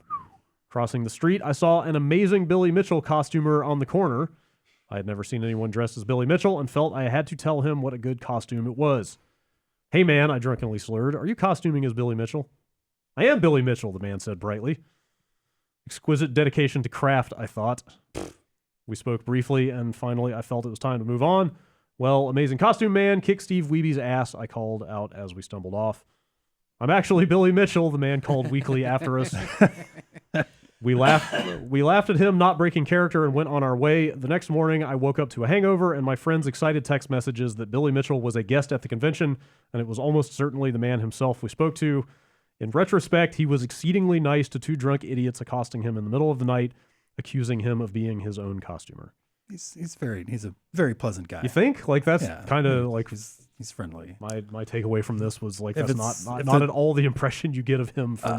If the conversation revolves around something that he's interested in, then yeah. have you interacted with him? I have. Okay. Yeah. Yeah. Did you talk about hot sauce? Yeah. We talked about some hot sauce. Really? I've got some special Billy Mitchell hot Whoa. sauce. That's So before it was like I don't know. Everybody's got their own special branded Billy Mitchells. Yeah. Trickman Terry had a old EGM fame. Yeah. Trickman Terry had a basement bash around Christmas time, and Billy Mitchell supplied like a special hot sauce brand for that party. Huh. It was pretty great. Interesting. That's you guys ever been to Dragon Con? No. Nope. That is a whole other Yeah. world. Huh. I was gonna say, Is it always in like- Atlanta? Yeah. Okay. Yeah, it's Yeah. like 20, 30 years now. There's been really, Wow. sketchy, weird stuff going around. The fringes, as far as like some of the organization is concerned, a lot of that stuff's kind of dealt with now. Anyway, more than like San Diego Comic Con, Dragon Con really, really gets into cosplay. Yeah. Okay. Really gets into it. Yeah. It's an affair. For And sure. it's not so much just on the show floor; it's the interactions. Because I have been to Comic Con a couple times. Yeah. And like when you see people walking, Comic Con, especially San Diego, is amazing because it's the Gaslamp district, and that is a bro ass town. Like it's Marines and college students, and then you have Comic Con come in, people dressed up as fucking Green Lantern, waiting to get in these Gaslamp clubs. Side by side of like roid heads, and it is really interesting to see the dynamics of play. Like That sounds like PAX East sometimes. Like there's definitely been some. PAX East, you can't really walk very far from that convention center. Well, it used to be other. Okay. At another Yes, convention center and all I've that definitely, stuff. I've definitely seen some like but- out of towners for PAX overlapping in some. Yeah, you start to get into some of those towny bars. Yes. And I remember the one night that we had to like split between 3 different bars after for a post panel fan meetup because we kept filling up bars, and so I was like, okay, Dave Snyder, you go over here to this bar. We're gonna go here. Like it just ended up. It was a poorly planned event. It was not planned. It was like, hey, let's do this, and then wasn't me. uh, That's all I can say. yeah, and at the end of that night, it was just like fights in the street, people throwing up in the street. Like it was just like end of night Boston was just like, oh, I thought this town seemed quaint and fun, but you all seem like monsters now. I gotta get the fuck out of here. And add costumes into that whole thing. Yeah, too. right. Like, Yeah, there were not a lot of people in not costume just like out there. nerds. Like I don't really get sports ball. Like people dressed up as Right. goddamn. I'm Drizzit. And then let the fucking Don't you talk about the my man madness Millard ensue. Gronk jerseys versus people dressed up as Robin. Like it's entertaining scene. Gronk is the ultimate D&D villain. Gronk and Drist, man. Yeah, So, it's a story as old as time. I'll admit I did not give Billy Mitchell enough credit. Like if I ever see if you would ask me, would he be able to like be jovial about somebody doing Who do something you like that? I think- would say no. you could walk up to and say, "Hey, you're I love your outfit." Who do you think would be most mad? Like, obviously, I was just thinking, like, if you walked up to Derek Smart, like, "Hey, I love your Derek Smart cosplay," that would be the worst ever. But I'm trying to think of who else would be like supremely man. go to Twitter and find out who you're employed by and try to get you fired. Like, mad. Sure. David Cage. Like Shigeru would just be like, "Oh, it's very funny." Like he He would would after a play it while. off. I don't think he would care. You could tell there are definitely people in this industry who would get like, who I would say more media people would probably get really mad about it. I mean, you're just asking who takes themselves like deadly seriously. Yeah. There are some people. Yeah. Yeah. There are definitely some media people who I think would not react to that joke very well. Nobody at this table, obviously, but just that's the next PAX. I dare people. Next PAX you see, meet somebody that you respect. Just say, "Hey, your cosplay is really great," Or don't. or don't. I'm gonna start doing that to Dan. Dave Lane cosplay. You're really staying in character, man. That's Like this is good job. If you get punched in the face, don't blame me. By Dan? No, by I'm not going to name any names, but there are people who get really mad at that, Yeah. which would be half the fun. Dan's not a fighter. Oh. I know a couple triggers though. Ah, I know that. Yeah, Huh. I've experienced a couple triggers that get him really, really pissed off. interesting. Love your John Romero cosplay. Oh, it's Oh, John Romero's Romero. cool. Yeah, I bet it. I yeah. have met Yeah, Romero. he He would, is extremely affable. Yeah, I'm not saying he'd. Yeah, be a fun game. Yeah. Full of them today. All right, bombcast@giantbomb.com. That's the emails. Yeah, we'll play games this week. Yeah, a lot of them. Going to. Sounds as like- soon as we can. yeah. So Play and we're show off some stuff. we're trying to piece together. We're looking at the releases and trying to go like, okay, what's the right order to do this shit in? Also, And- like some of the embargoes are changing by the day. yeah, so right. That's we kind might of. do some stuff earlier I than think planned. I think we're gonna do. For example, with like Monster Hunter, like early like streaming can happen on the 24th. That's Wednesday. but it's only up to a certain Only level up to a of certain quests. point, and you can't show off stuff surrounding that. But it has to be a live stream or something, and then full stuff is out on Friday. stuff's weird about Dragon Ball. We can do multiplayer stuff, but not story. And the thing that right just now. changed is, now we can do everything but story mode. So we'll, okay. Let's just sit down and play some Dragon Ball, have some fun, and Hell then yeah. we'll record the quick look later. Okay. Yeah, I'm down for that. Hang on. Yeah. Sit down, play a video game, and have fun. Fucking A. What? Shake shit up. Like I said, I'm playing WoW tomorrow with community members, so I'll put something in the forums. Like if you have a max level character, you can play that raid. We'll play a raid. It'll be fun, hopefully. Yeah, I think Ben will be back next week. theoretically. Potentially. Yeah. Well, I've had a good time sitting down in this chair for the last month, but thank you for having me. If I'm not back next week, I'll Yeah. Thank you for being here. Yeah. It's always a pleasure. I'm sorry I was over caffeinated today. Probably talked a lot. Oh, I like it. Couldn't tell the There's a difference. lot of caffeine in this thing. Yeah. Which one is that? That's a 240 milligram, and I also had some caffeine from Of caffeine? Yes. That's a lot. Wait, did you add shit to it? No, I had one of those. You're gonna overdose, dude. My Soda Jesus. Stream caffeine, so probably had about 300 milligrams. That's like 4 cups of coffee. I do that I per was hour. really voluble today. I like talking. So sorry if I Yeah. talk too much. No. All right, we're going to have to shut this thing down. Again, well, we got He's out of control. British Bake Off again. Yes. If you guys have time. All right, after the yeah. show. We don't have to We're broadcast. on a that. stream. Let's just talk. Yeah. Stay tuned if you're We're going to be premium. streaming out bootleg episodes of British Bake Off Stay tuned for the Bakecast after this. We Yes. will on Vaughn Live. special guest Paul Hollywood in the studio. Thanks for listening. We'll see you next week.